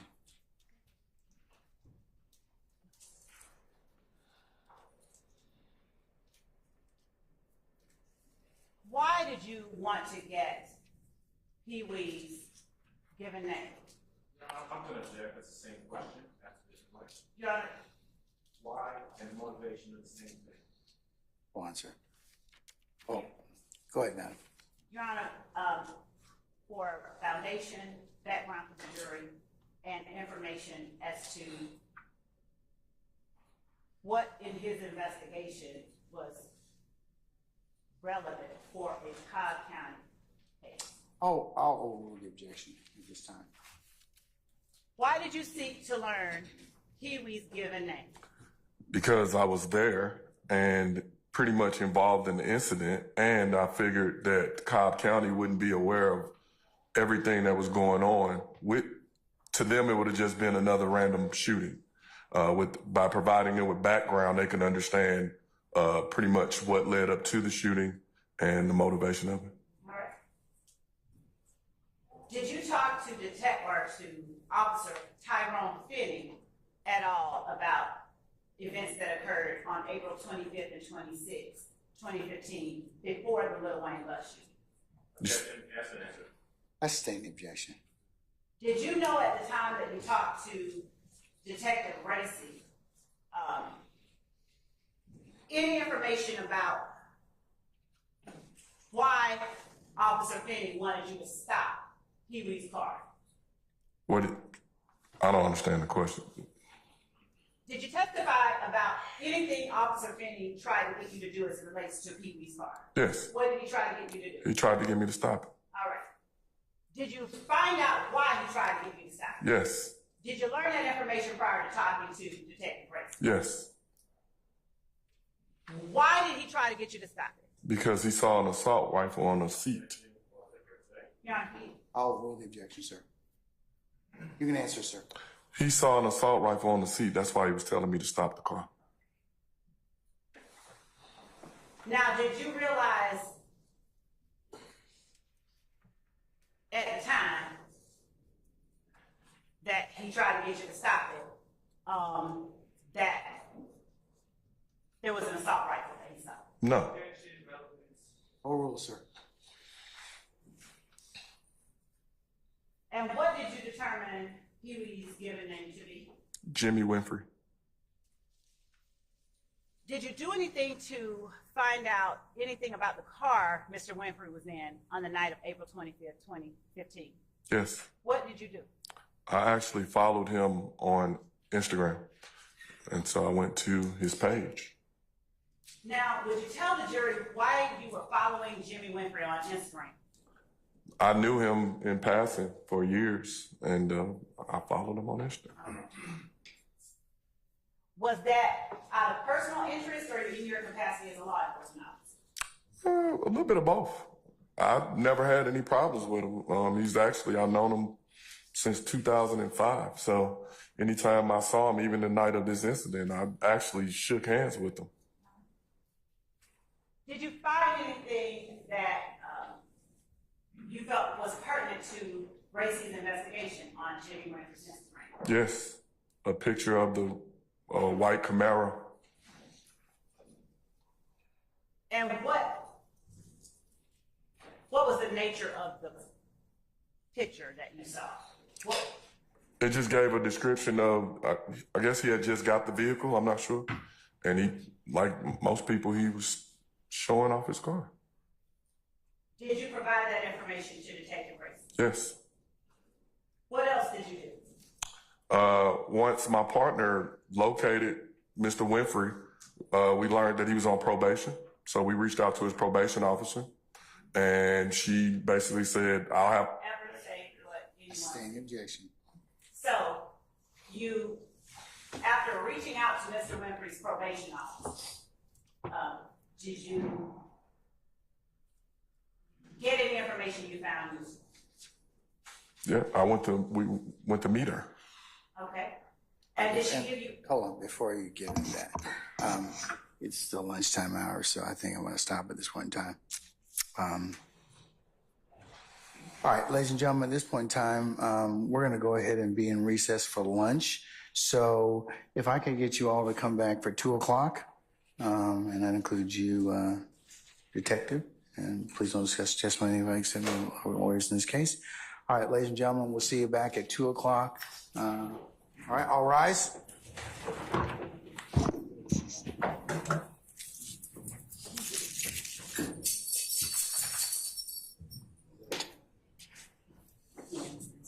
He knows it's time to go. Thank you.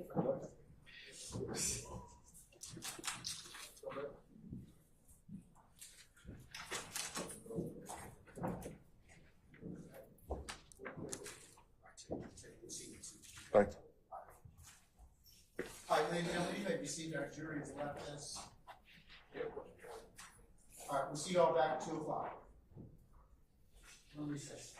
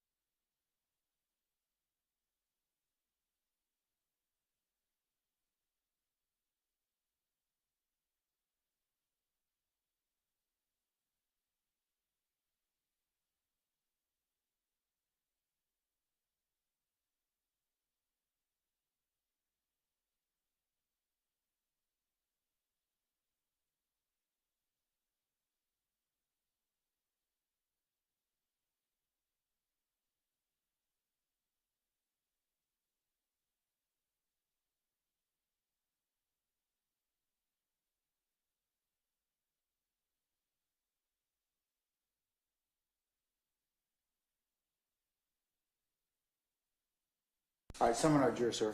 Thank you. Sir. Oh, Mr. Magic Senior.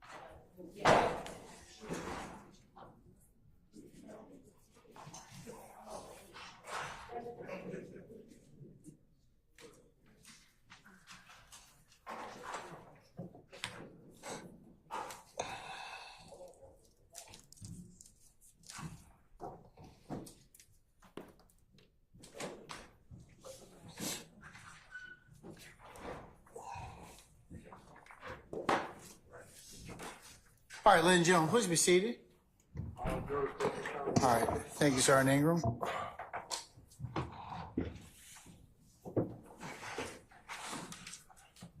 right, Ms. Love, whenever you're ready, ma'am, you can continue with your examination.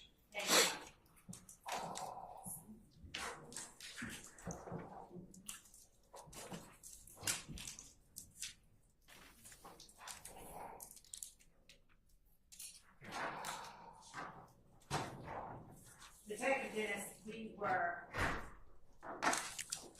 last talking about you're going to reach out to Mr. Winfrey's probation officer. Were you all able to get a phone number for Mr. Winfrey from the probation officer? Yes.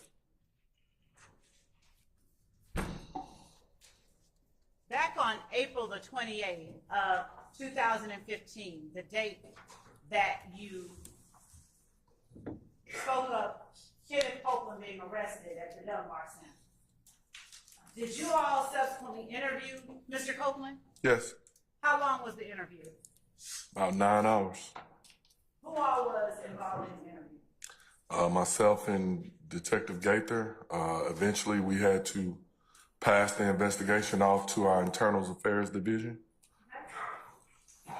So, after you spoke with Kenneth Copeland on April the 28th of 2015, did you go to the Vault studio at any time? Yes. What was the purpose for your going there? To see if they had video of the entrance to the facility. What dates were you looking for video as it relates to the entrance to the vault? The night of the bus shooting. And was that, were you looking for April the 25th, 26th, or some other time? Both.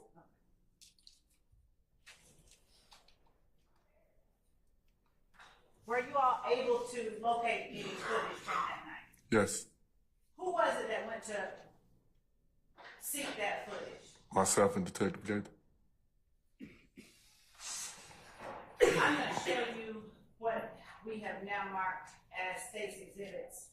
110 Echo, 111 Echo, 112 Echo, 115 Echo.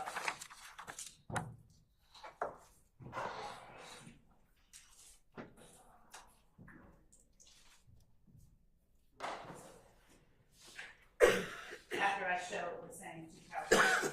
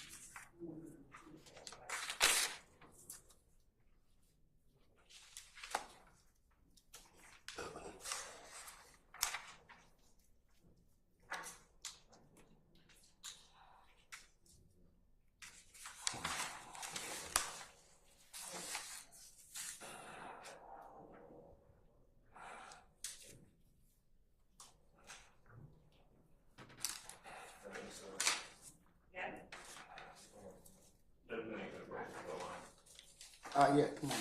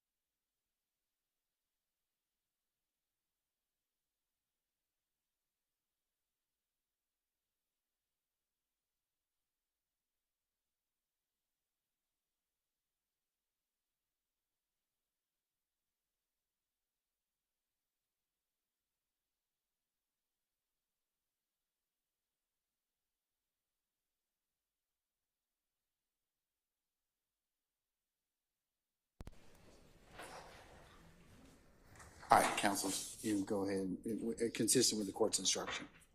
All right. Just ask that. Yes, question, yeah, inquiry? Inquiry, yes.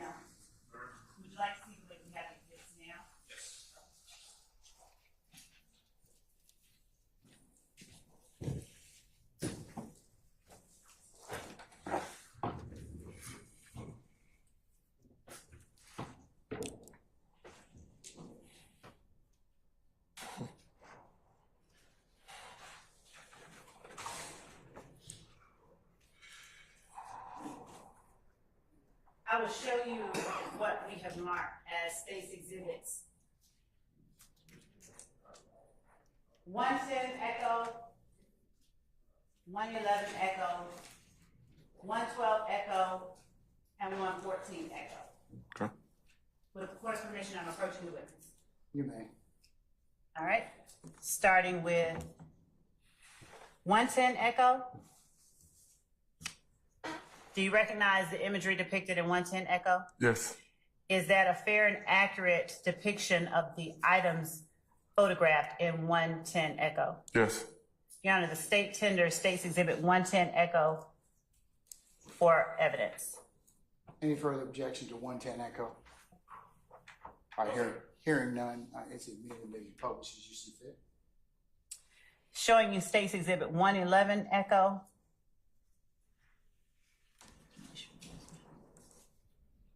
Do you recognize states exhibit 111 Echo? Yes. Is states exhibit 111 Echo about a 1-minute video clip? Yes. Is that a fair and accurate depiction of the items contained in the video clip that you captured in relation to the RICO investigation? Yes.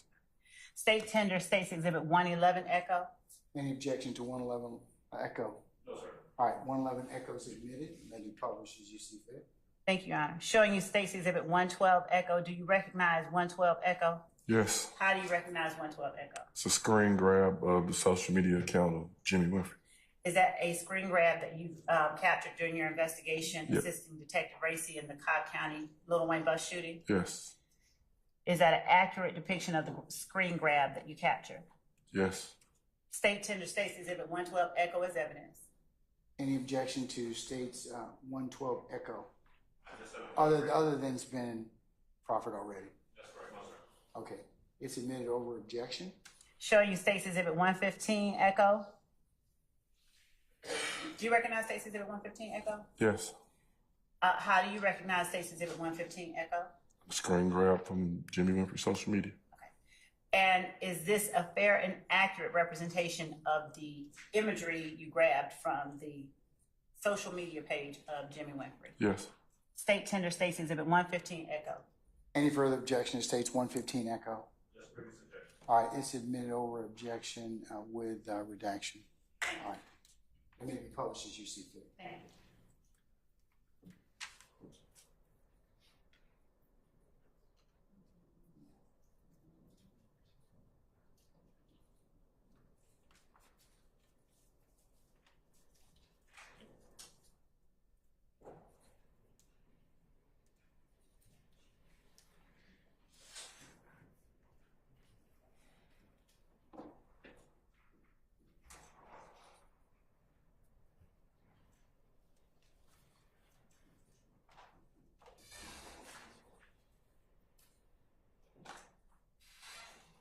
Detective Dennis, I'm gonna show to you on the screen states exhibit 110 Echo and ask you a couple of questions as soon as we get that pulled up, okay? All right.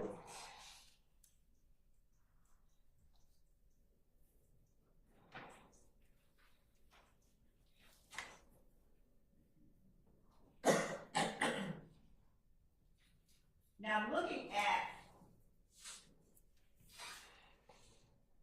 I'll just hand you a packet. Looking at state's exhibit 110 Echo, would you tell the jury what it is that is depicted in state's exhibit 110 Echo? It's a screen grab of the surveillance footage from the Vault studio. Now, you and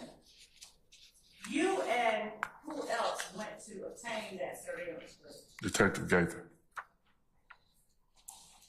And was that, did you testify that that was after April the 28th of 2015? Yes.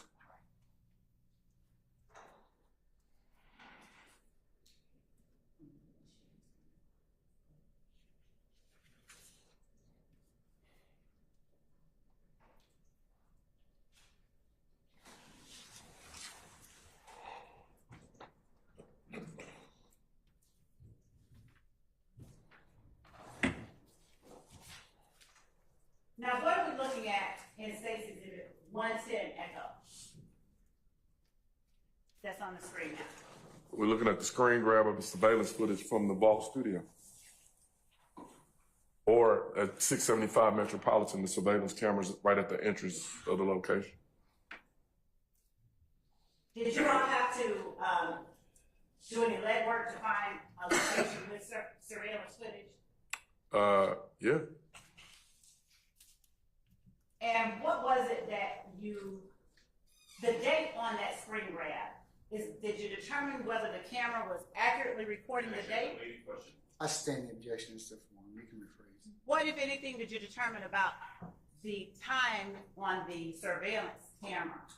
While with the person that was getting the video for us, He did not say anything. I'll overrule the objection at the same time. we learned that Objection if that comes from a hearsay statement from another witness. I'll guide you. I'll stand the objections to form. You can rephrase. Did Detective T normally get you all's video? yes, Did Detective T get this video? no, Did you and Detective Gaither have to get this video? yes, And when you went out to the location to get the footage of the entrance to 675 Metropolitan, did you observe the surveillance footage yourself? yes, Did you make any determinations about the date or time stamp on the surveillance system as you were watching it? yes. Overrule, sir. What did you determine as you were watching it? The timestamp was off. How much? Do you remember how much? I you don't. saw? I don't. Okay.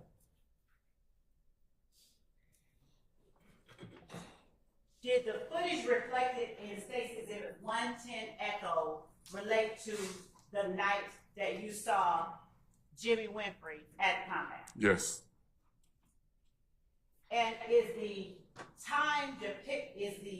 footage depicted in 110 Echo imagery of before you saw Mr. Winfrey at the compound or after? before. And what is it that is depicted? What vehicle is depicted in State's Exhibit 110 Echo? It's the white Camaro. What white Camaro? Jimmy Winfrey's white Camaro. Is this the same one you saw him in on the night of April 25th? Leading Yes. into April 26th, right? Yes, Showing you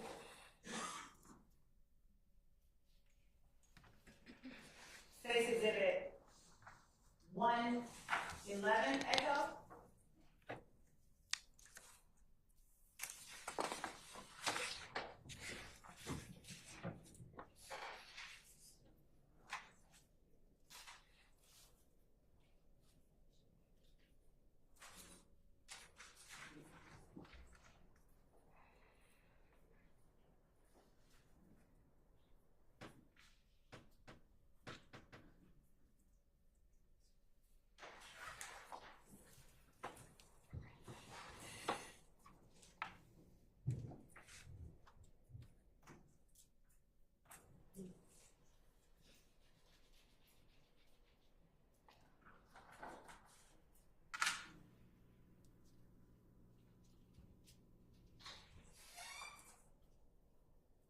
Is 111 Echo the surveillance footage that you were able to obtain of the area outside 675 Metropolitan Parkway prior to seeing Mr. Winfrey? yes.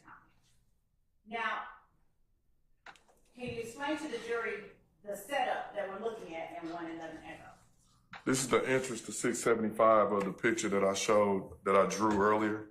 If you look, it's a ramp that comes up to the property. You can go and keep around and go back where the vault was, or you can go back around and go back where the TIG studios on the other side was. Can you explain what this item is that I'm using my mouse to circle? Is that a computer screen? Yes, Is that a computer screen containing the surveillance? yes.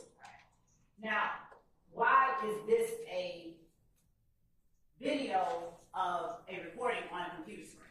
Because we didn't retrieve the surveillance until a time after the incident. This wasn't the same night of the incident. Okay. The footage inside was the night of the incident, but the day you retrieved it was not. Correct. And Did you record the surveillance footage with a device of your own? Yes. Now, is that the way that Detective T would have done it, or does he do something different? He does. Speculation. I stand objection. Normally, when you all utilize Detective T to get surveillance footage, did Detective T copy with a device? I stand objection. How did Detective T normally retrieve the video? Objection, also speculation. It does not. It speaks to his personal knowledge and how Detective T normally does it for him. That's called for speculation. I'll stand the objection. Have you gotten video footage from Detective T before? Yes. Did Detective T's footage look like this? A recording of the recording? No. How did Detective T's footage look? Detective T specializes in abstracting video footage, and that's his assignment. So whenever there's an incident, usually our Homeland Security team goes and retrieves the surveillance footage. And did you or Detective Gaither specialize in extracting surveillance? No.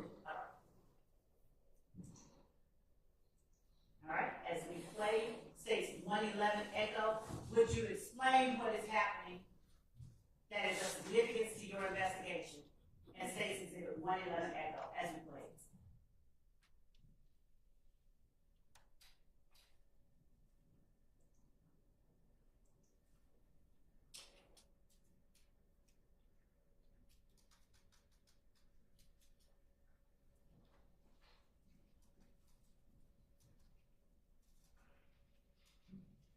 What is happening as we pause Stacy Exhibit 111 Echo?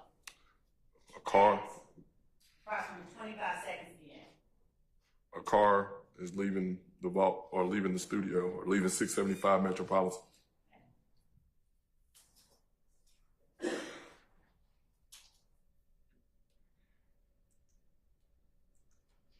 Did you all pause the surveillance footage at that point when the car came out? I believe so.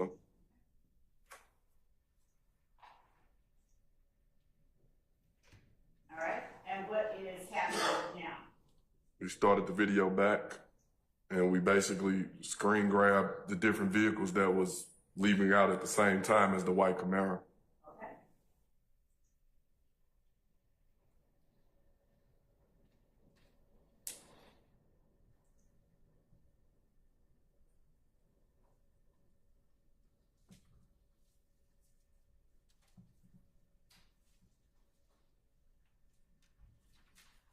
What vehicles, if you can recall, was it that left out at the same time as white Camaro? Do you remember? If you want to go back, I know that's a Charger. Do you recall who was driving the vehicles that you saw as you sit there today? No. Okay. Now, once you gathered this information, the video footage, what did you do with it? Shared it with Detective Rice. I'm going to show you now State's Exhibit 112 Echo. What is State's Exhibit 112 Echo? This is a screen grab of Jimmy Winfrey's social media with a picture of the white Camaro.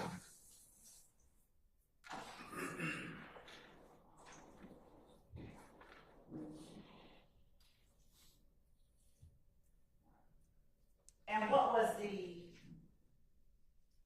handle that Jimmy Winfrey used on this social media site? Pee-wee, a.k.a. Roscoe.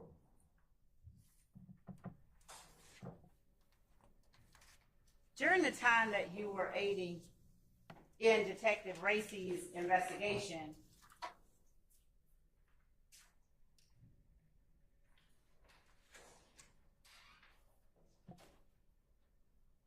did you also look into an incident that occurred on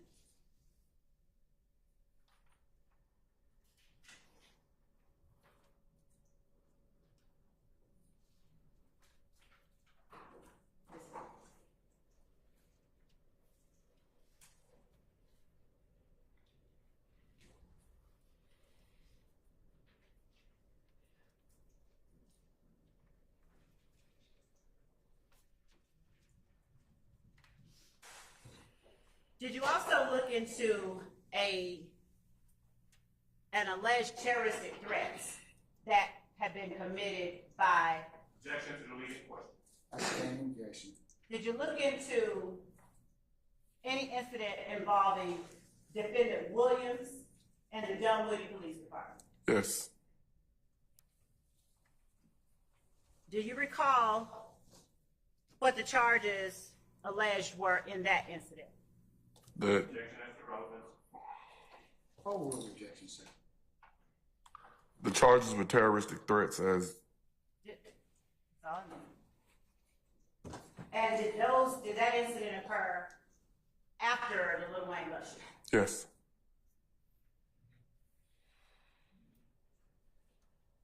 Are you aware of Free Roscoe paraphernalia being worn in footage from that incident? I'm not aware of that. During your investigation, did you personally ever encounter or learn of Free Roscoe paraphernalia? I would see that hashtag sometime. Did that hashtag appear after Jimmy Winfrey had been charged with the shooting of the Lil Wayne bus? Yes.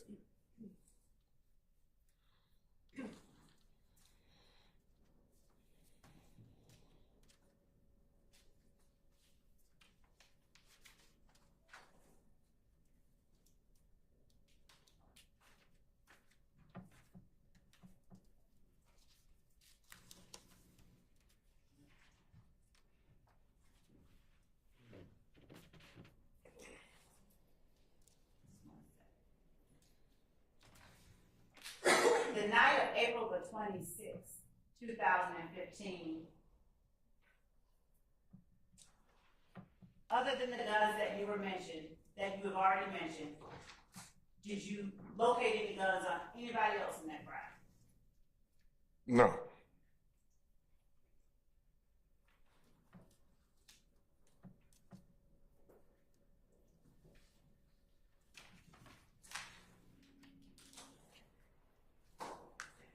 Did you see any of the footage, any of the vehicles that were depicted in State's Exhibit 111 Echo at the compound, other than the Camaro driven by Mr. Winfrey? Yes, the first car, I believe that was the car that Trontavious Stevens was driving. Okay.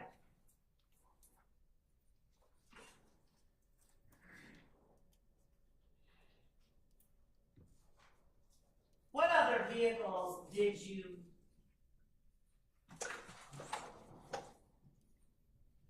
observe in connection with this incident at the compound on the night of April the 25th into the morning of the 26th? Green two-door Explorer. And who did that green two-door Explorer belong to? Jeffery Williams' sister. Is that the place or the one that the gun was placed on? Yes, ma'am. By Mr. Murphy? And did you see Mr. Murphy in the company or presence of Defendant Williams' two sisters? Yes, before he placed the gun on the tire. Who was it that was asking you why you were pointing a gun at Mr. Murphy? The sister.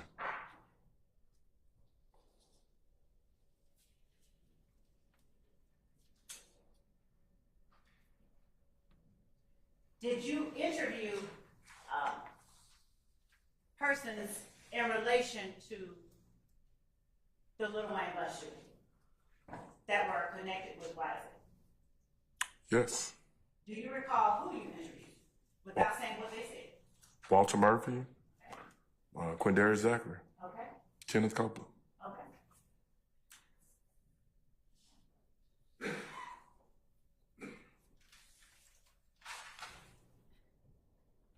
I don't want you to tell me what anyone said, but I need to know if there was ever any expression to you that these folks went to compound to support Lil Wayne. No. Objection, Your Honor, this is called for hearsay. Basis? Hearsay. I'll sustain the objection. You can rephrase it. Through your investigation, what did you determine the reason that these individuals were at the compound? Objection, Your Honor, called for hearsay. Your Honor, Speculation. I'm gonna overrule both objections from Mr. Sharp as well as Mr. Matthews. They basically went to make a statement. They were aware of, from the interviews. Objection to speculation as to who, what was aware of. I sustain that. yes, Your Honor. Don't talk about what anybody said. But did anything that you learned in your investigation indicate that the group was there to support Lil Wayne? I'm going to object Basis. on two grounds. One, speculation, and two, the response calls for hearsay that this witness received. It comes from someone else's statement. It would be hearsay, inadmissible. I'm gonna overrule your objection, your objections, Mr. Adams. Mr. Sharp, I just wanted to add also about this confrontation. overrule, sir. You Did- can answer the question. Did anything that you learned in your investigation indicate that the people connected with YSL I'm were going to object to there? that leading question. I sustain the objection. Did anything you learned in your investigation give you any indication that the group you discussed were there to support Lil Wayne? Is the objection. Your Honor, the court overruled it. No, I sustain this objection. That's the leading. Okay. Based on your investigation, was the group there to support Lil Wayne or something different? Something different.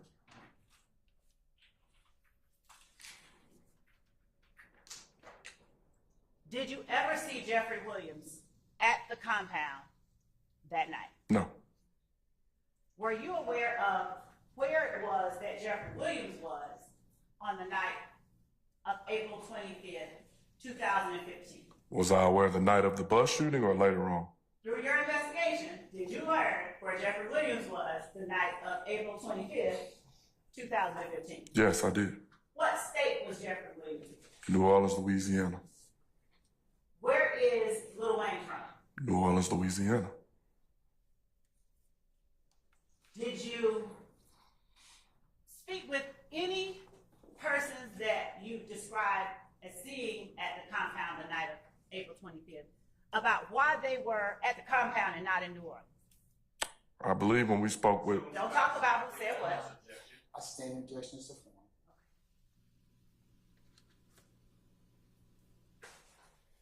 Did anyone or any part of your investigation reveal why the people at the compound were not in Louisiana with Jeffery Williams? no, Yes or no? no.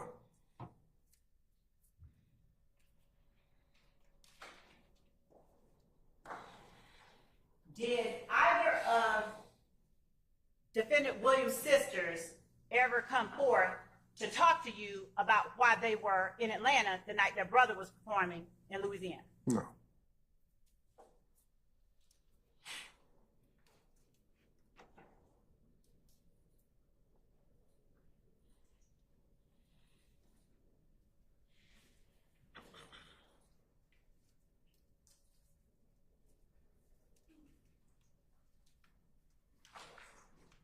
Do you know, or did you learn through your investigation what it was that Defendant Williams was doing in New Orleans, Louisiana on that night?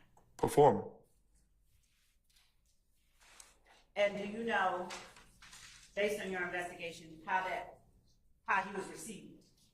Objection, calls for speculation. I sustain the objection. Without saying how, did any part of your investigation reveal to you the reception of Jeffery Williams in New Orleans? It's the same question. Well, hold on.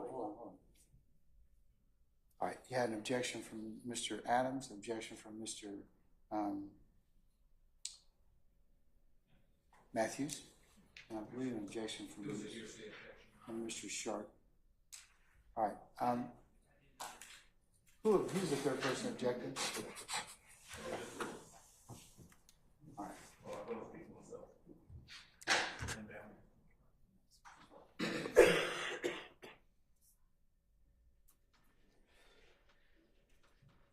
Did any Oh, part, oh, oh, I'm so sorry. Hold on, yeah. Hold on.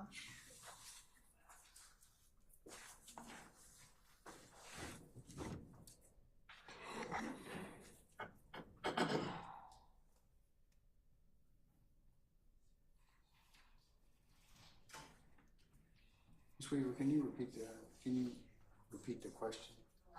Yes. And, based on your investigation, how he was received, he was received, without saying how, any part of your investigation revealed to you the reception of Jeffery Williams. I'm gonna overrule the objections from both counsels, Mr. Sharp as well as Mr. Adams.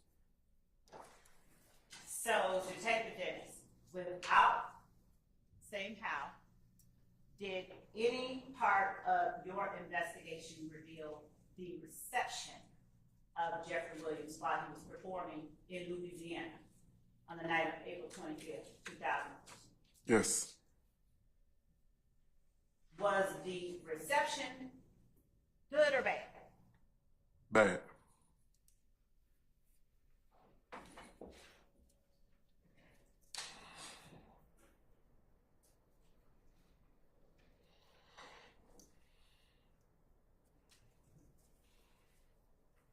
During the time that you were aiding Detective Racy in the Lil Wayne bus shooting investigation, do you recall other steps that you took to aid in the investigation beyond gathering the footage from the night Yes. the shooting occurred? What other steps did you take in this investigation? I shared information that we received through the interview of Walter Murphy with Detective Racy. And were those recorded interviews that you shared? Yes. I don't think I shared the actual video recording. I shared, I believe, the notes from the interview. Okay. Did you take any other steps besides providing Detective Racy with the notes from your interview with Walter Murphy? And getting the footage from the call? I basically shared what we did on our end in reference to his investigation. It basically was a joint investigation. When you speak of what you did on your end, who is the your end that you're talking about? What do you mean when you say? When you say what we did on our end. Myself and Detective Gator. Did Detective or Officer Tyrone Penny write a report in this case? Yes. Did you ask him to? Yes. Why? To document what he saw.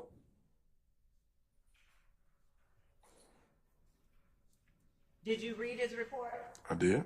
And did his report reflect what your recollection of events was? It did.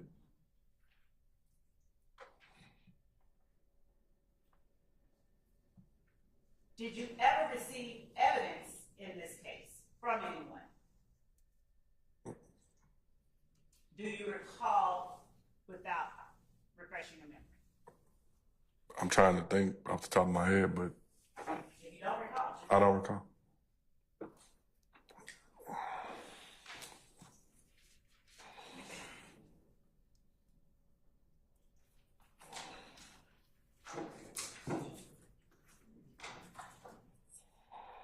do you recall handling a projectile Yes. from this case? Yes.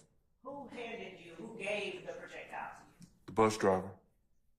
Would that have been, which bus driver, do you remember? The bus driver of the bus that Lil Wayne was riding on reached out in reference to recovering a projectile from his bus. Was that Mr. Alvin Lewis? Yes.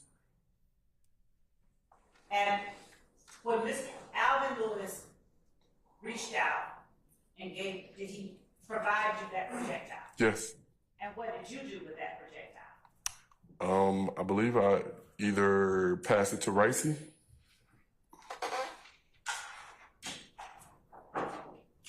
And you say either pass it to Racy. Is that your memory as it stands, or did you do something different? Anytime we recovered any firearms, shell cases, or anything, we tried to make sure that they were getting processed correctly, because that is kind of what painted the picture of showing us what was connected and what wasn't. So when I say maybe, I didn't know if maybe I turned it in property for us or to Racy so he can turn it in so it can be processed as well. Would showing you a page from Detective Racy's report of the incident refresh your memory as to what you did with that projectile? Yes. Your Honor, I'm going to mark as State's Exhibit 116 Echo Romeo the report that I'm going to first show to the defense and then approach the witness.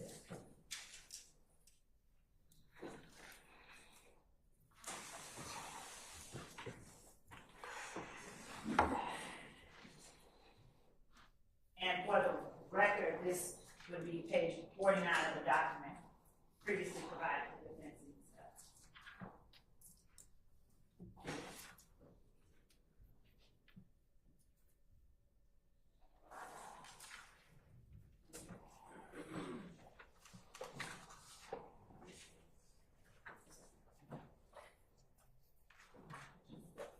I'm going to approach.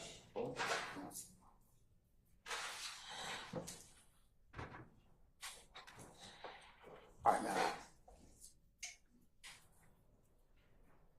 And ask you to read to yourself,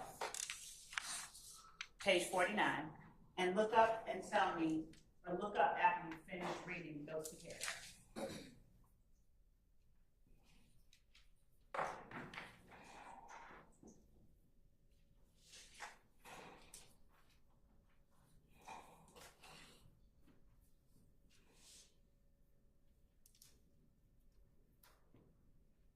Is your memory refreshed as to what you did with the projectile? Yes.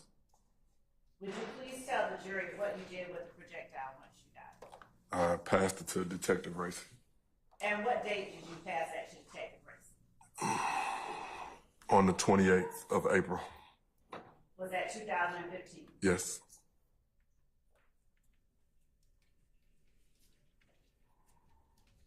Apart from obtaining the footage from the vault, providing to Detective Racy notes from your interview of Mr. Murphy, and providing him the projectile, did you do anything else in connection with this investigation into the Little White Bus shooting? Not that I can recall. Were you at all involved in the search warrant that led to the recovery of the Camaro Mr. Winford was driving? Amen. When you speak about working with Detective Gaither, would you tell the jury, if you haven't already, the relative level of experience between you and her? Objection after relevance. Oh, well, I'll sustain the objection.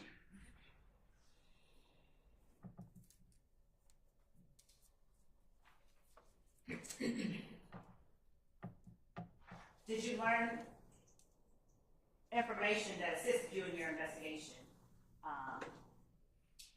from Detective Gaither? Yes.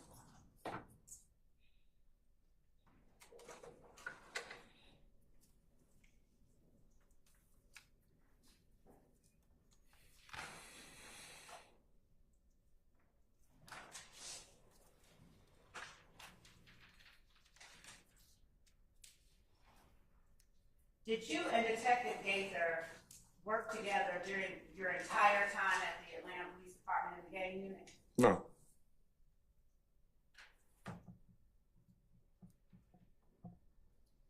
At what point did you all first stop working together? When she got promoted to sergeant. And was that Sergeant over Zone 1? Yes. Do you know whether or not the gang unit still had access to her files when she was promoted to sergeant in Zone 1? Yes. Where were those files located when she was promoted to sergeant in Zone 1? We have a storage room with our files. And after a case is adjudicated or we move on to another case, we are required to store them in that room.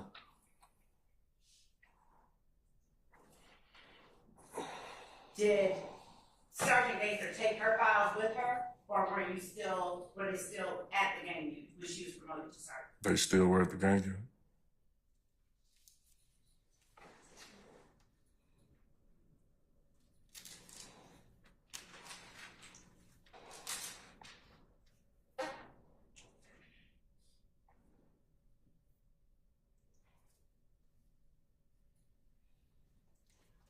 When you and Detective Gaither worked together on a case, did both of you maintain a file of the case? Or did one of you? It'll be like whoever's gonna be the lead will be the handler of like the master file or something like that.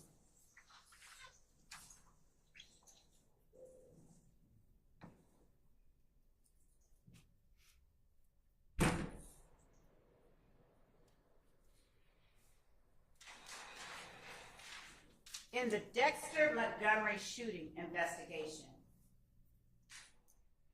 who was it that took the lead in that case? Gaither did. Do you recall how it was? Backing up, were you or Gaither the original lead in that case? No. Who was the original lead? The original was Detective Robinson out of Zone 3. Did you personally know Detective Robinson out of Zone 3? Yes. What was his first name? I don't even know. I just knew him as Detective Robinson. Did you know him as by any other name? Through my investigation, I learned they called him BB. Okay.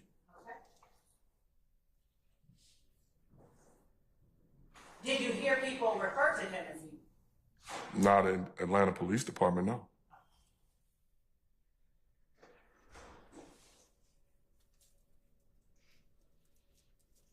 When you and Detective Gaither got the Dexter Montgomery file, did it have any surveillance in it from Detective Robinson? No.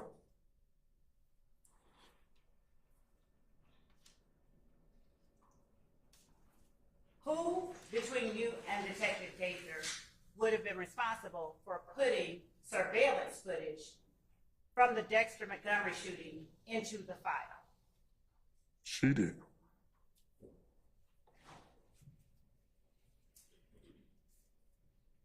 When you got the file of Detective Robinson, was there any interview of Dexter Montgomery in the file?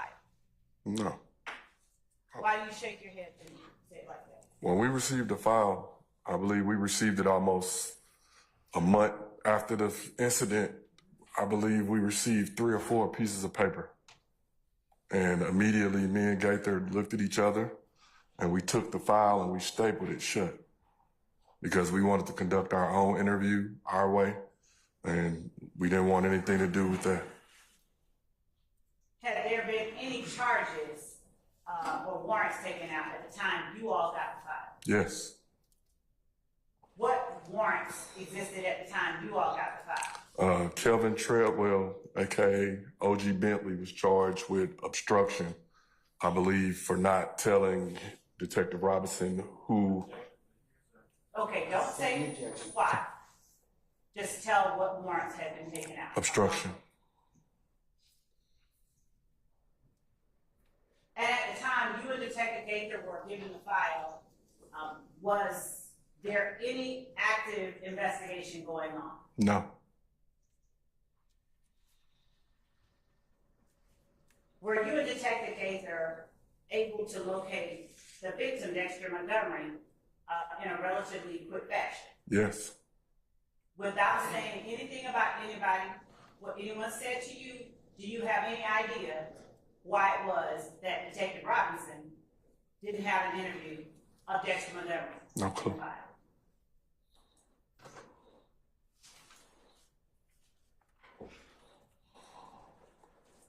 At the time that you got the file from Detective Robinson, was there a single interview of Walter Murphy in it? No. Do you have any idea why, at the time, a month after the shooting, there was no interview of Walter Murphy in Detective Robinson's file? Objection, Your Honor, speculation. I didn't ask what it That's was. standing objection, Mr. Warren. By the time that you and Detective Gaither finished the investigation into the Dexter Montgomery shooting, were there at least 3 interviews of Walter Murphy in your file? Yes. When you first got the file involving the Dexter Montgomery shooting from Brandon Robinson, was there any interview of D'Angelo White in it? No. When you and Detective Gaither finished with the file, did you have at least 2 interviews of D'Angelo White in your file? Yes. Did you accompany Detective Gaither at the time that D'Angelo White drove her around describing what happened? I'm the one that called him on the phone and set up the interview, and I was in the vehicle with her while he was interviewed. Was there any indication at any time that Brandon Robinson had had any interaction with D'Angelo White? No. When you first got the file from Brandon Robinson, were there medical records of Dexter Montgomery in it? No. When you finished with the file, were there hundreds of pages of medical I'm records? gonna object as to improper bolstering. I'm gonna sustain the objection on other grounds. Did you and Detective Gaither get medical records Yes. of Dexter Montgomery? Yes. Do you recall how many pages there were? A lot. Were there more than or less than 100? I sustain the objection. And did you all include those medical records in the file that Detective Gaither kept? Yes.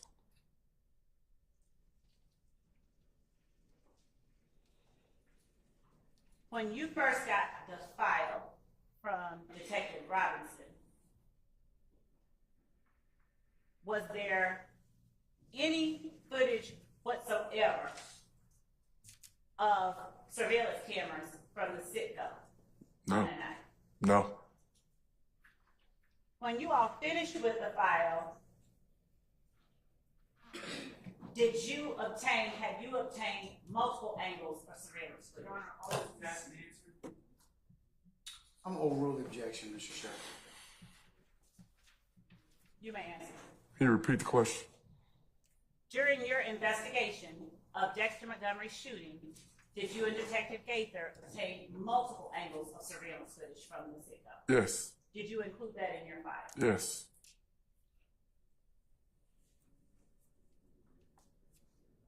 When you write a report in an investigation, is the report a summary of what you've done? When it's a supplement to the original report.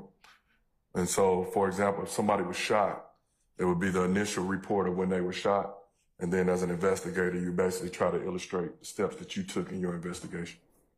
In your report, do you write out all the words that a person says in an interview, for instance? No. Verbatim? No. Why don't you put that in your report? Because it can become public record. And as a detective, it's also my job to try to protect the safety of my witnesses. I'm gonna And- object to that answer is stricken as opposed to future dangerousness is improper. I'm gonna overrule the objection, Mr. Adams. If you don't put every single word that your witnesses say in your report, how is it that you provide to, say, the Fulton County District Attorney's Office what the witness said? It is not verbatim in the report. We're usually going to record it. We're going to try to take notes and try to document it as best we can to obtain and retain the information.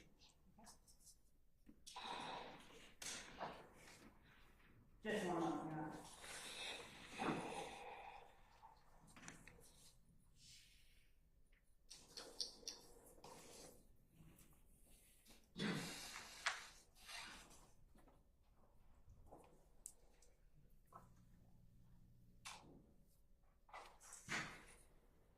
At the time that you and Detective Gaither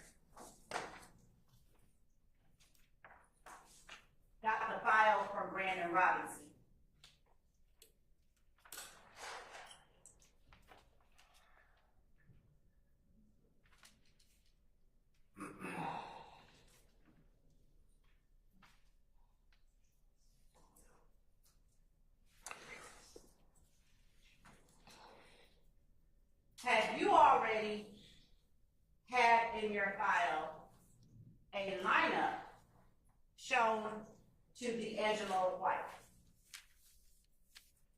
Say that again? At the time that you and Detective Gaither got the file from Brandon Robinson, or that he had started, was there any photograph or any image that had been shown to D'Angelo White? No. Your Honor, I'm going to object to any further questioning. It goes to items that we're entitled to, we do not have. That's not an objection, sir. So, Well, then I'd like to approach it and before any additional questions are asked. okay.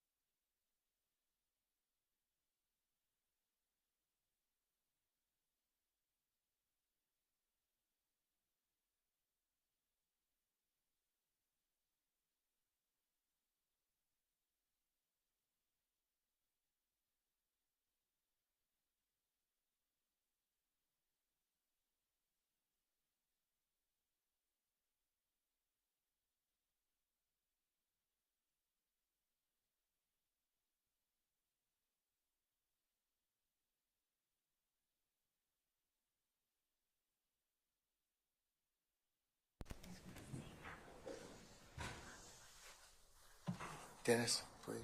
Huh? Councils, we're going to take a comfort break. Let's do 15 minutes and we'll come back.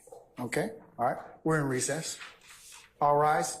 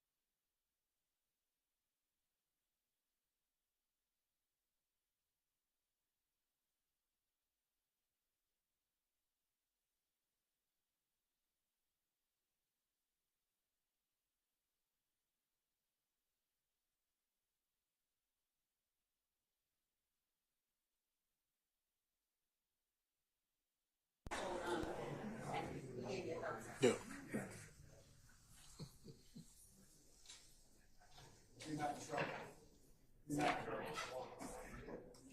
sorry.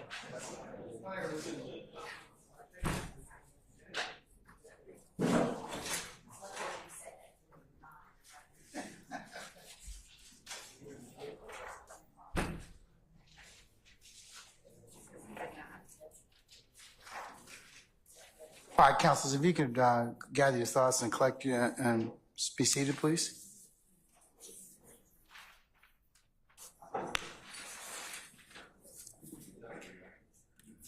Just can I have a moment to confer with the prosecutor real quick in regards to Yes, sir.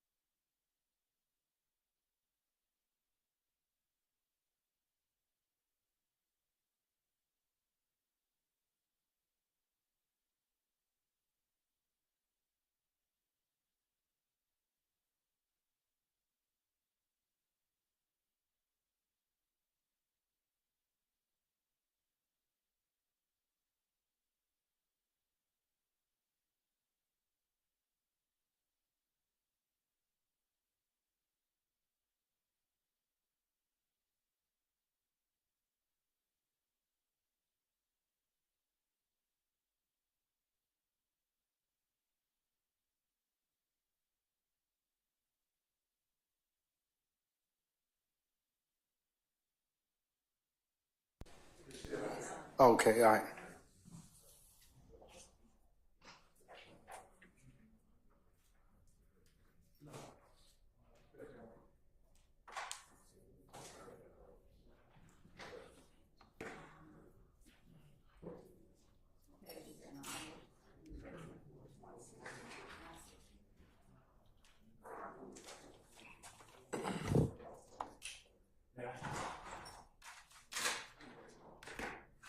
Yes, sir. Everybody. Starting with everybody present? Yes, sir.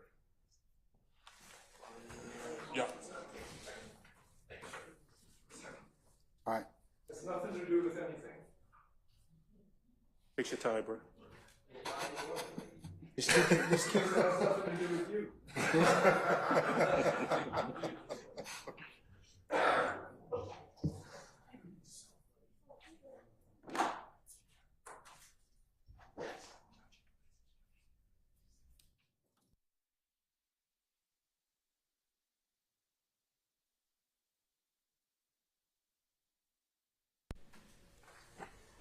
Okay, yes, sir, Mr. All right, Adams. Judge, so picking back up on our earlier approach in regards to questioning of the witness about a file or documents, investigation conducted by Investigator Robinson that I indicated we did not have.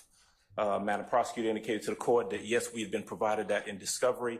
That's not the case. I've had an opportunity to pull back up what we received from the state, which is they said was a 4-page report. What I've got is a 9-page report from Officer Robinson that makes reference to Officer Robinson conducting video recorded interviews that his report says he has, audio recorded interviews of different witnesses involved in a Dexter Montgomery case that he says, according to his report. He being who? I'm sorry. Officer Robinson. That he says, I conducted these interviews. They're available upon request. We've received none of those.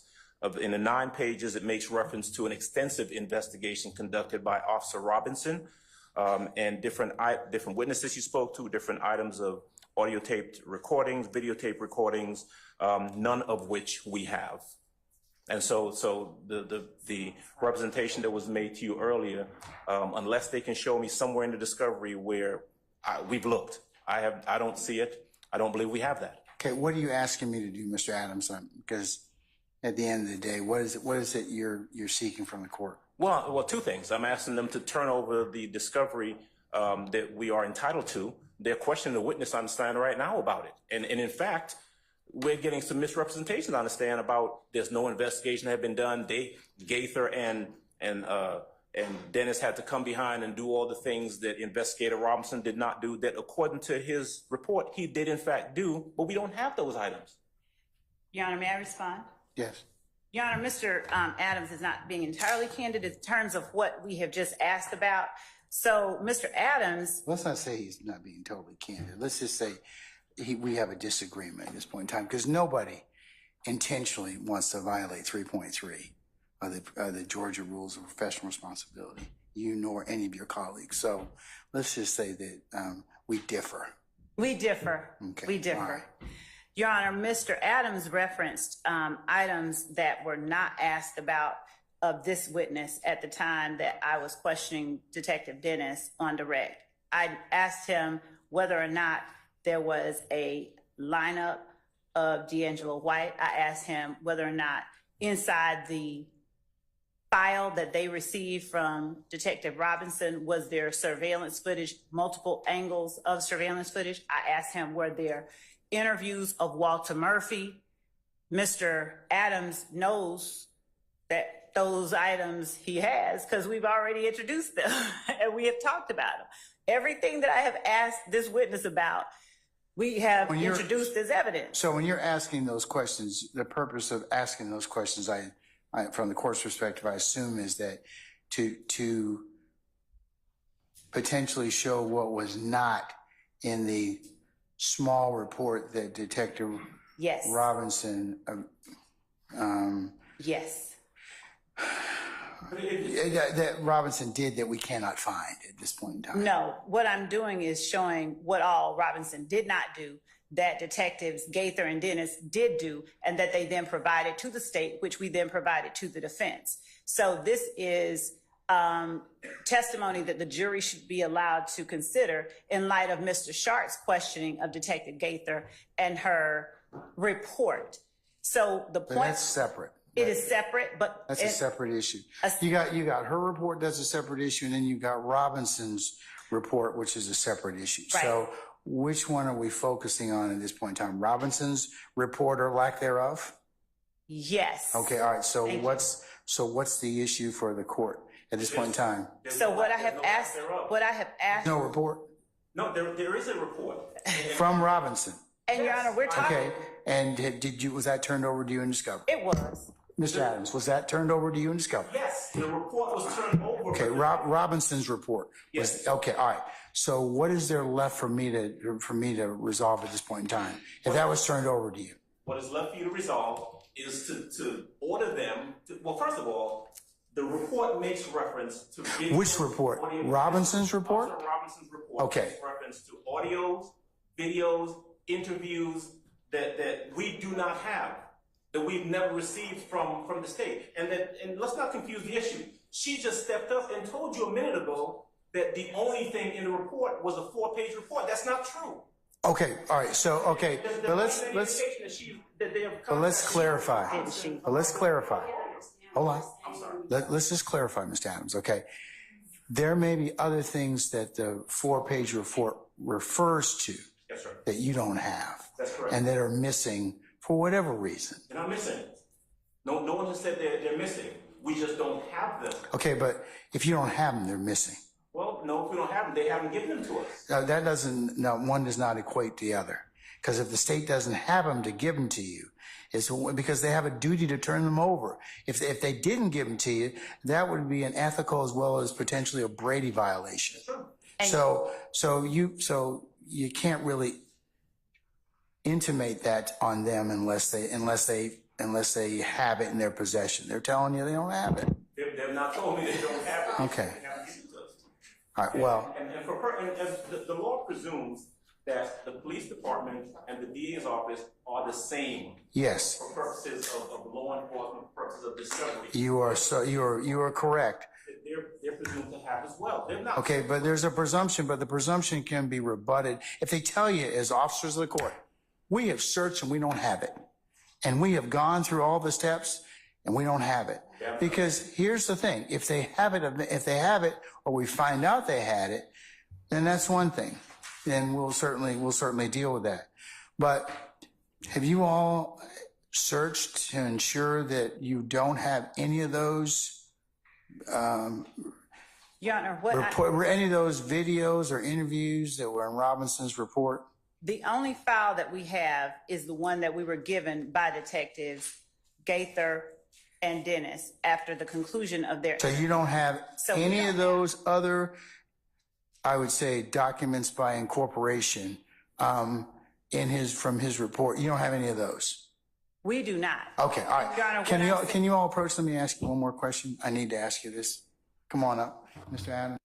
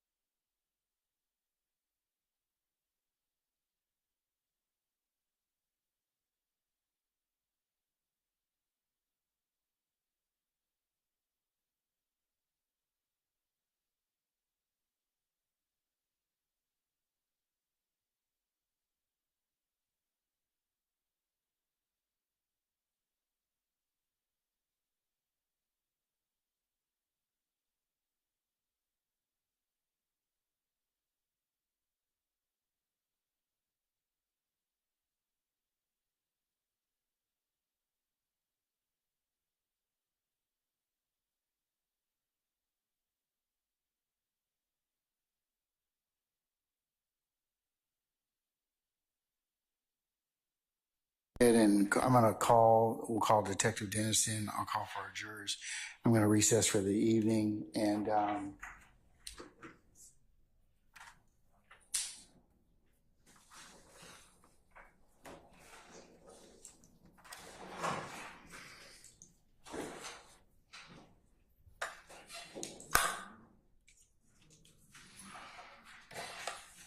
we'll reconvene tomorrow for 10 o'clock. So we'll just call everybody in this point in time. All right, Sergeant Ingram, go ahead and summon our jurors, please. Yes, sir.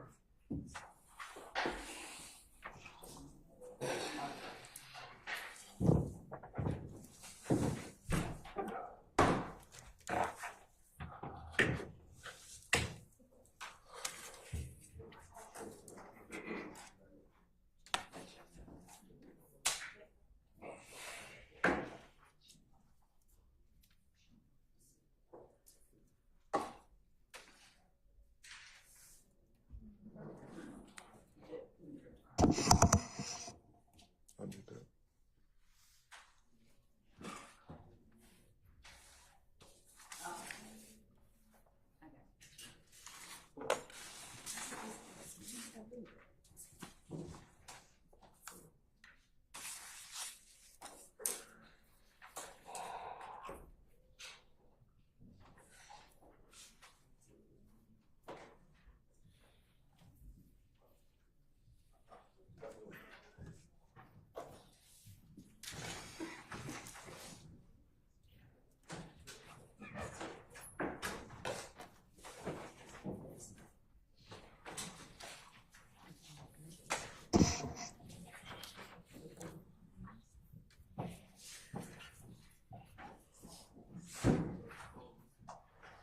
All right, ladies and gentlemen, please be seated. All right, thank you, Sergeant Ingram. All right, ladies and gentlemen, we have reached a natural stopping point for today, and with your concurrence, or even if you don't concur, we're going to go ahead and stop for today, all right? So we're going to reconvene tomorrow morning for 9:30 for an anticipated 10 o'clock start time, and then tomorrow,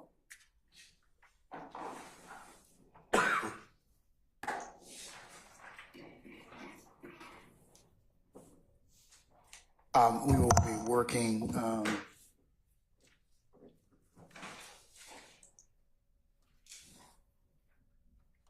our regular business day. All right. So, Detective, if you could join us tomorrow morning for 9:30, please, sir. And please don't discuss testimony except the attorneys in this case. Okay. See you in the morning, sir. Have a good evening. All right.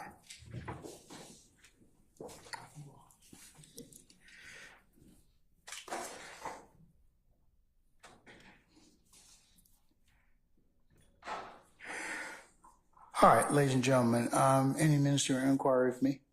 Anyone? I wasn't asking you, I was asking the jurors. You get to go next, okay, Miss Love? All right, then your colleagues, all right? All right. Ladies and gentlemen, the jury, let me just clarify, okay? Do you have any inquiry of me at this point in time? Okay, all right. Bad question on my part, okay, all right. All right, ladies and gentlemen, I'm going to then recess you for the evening. Let's go through your customary admonitions before you go home. Please leave your notepads in the basket in the back. As you leave, wherever it is that you go, whatever means of conveyance that you take, don't discuss anything that we may have covered today amongst yourselves in small groups or when you, of course, get home to your wherever you live in our great county. Also, it would be a violation for you to recap or otherwise handicap the testimony. I think I've gone over that a number of times with you.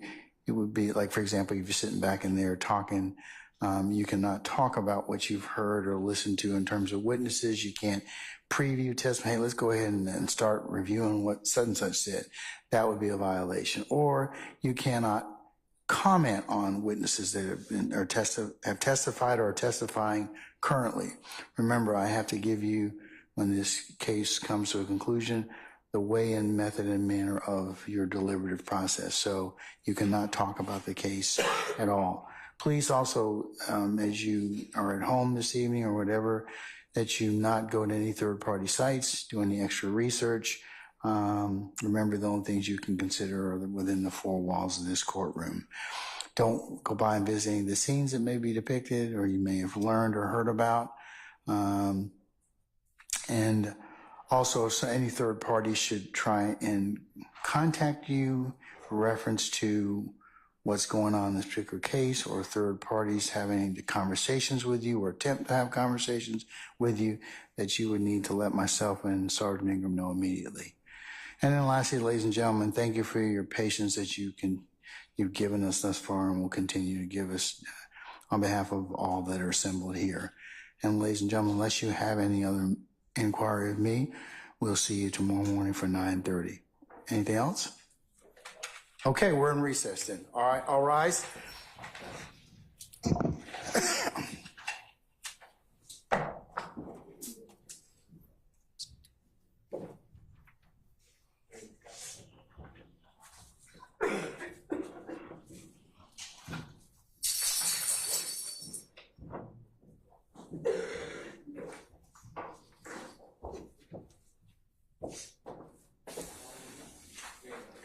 All right, ladies and gentlemen, please be seated. Our jury has left us.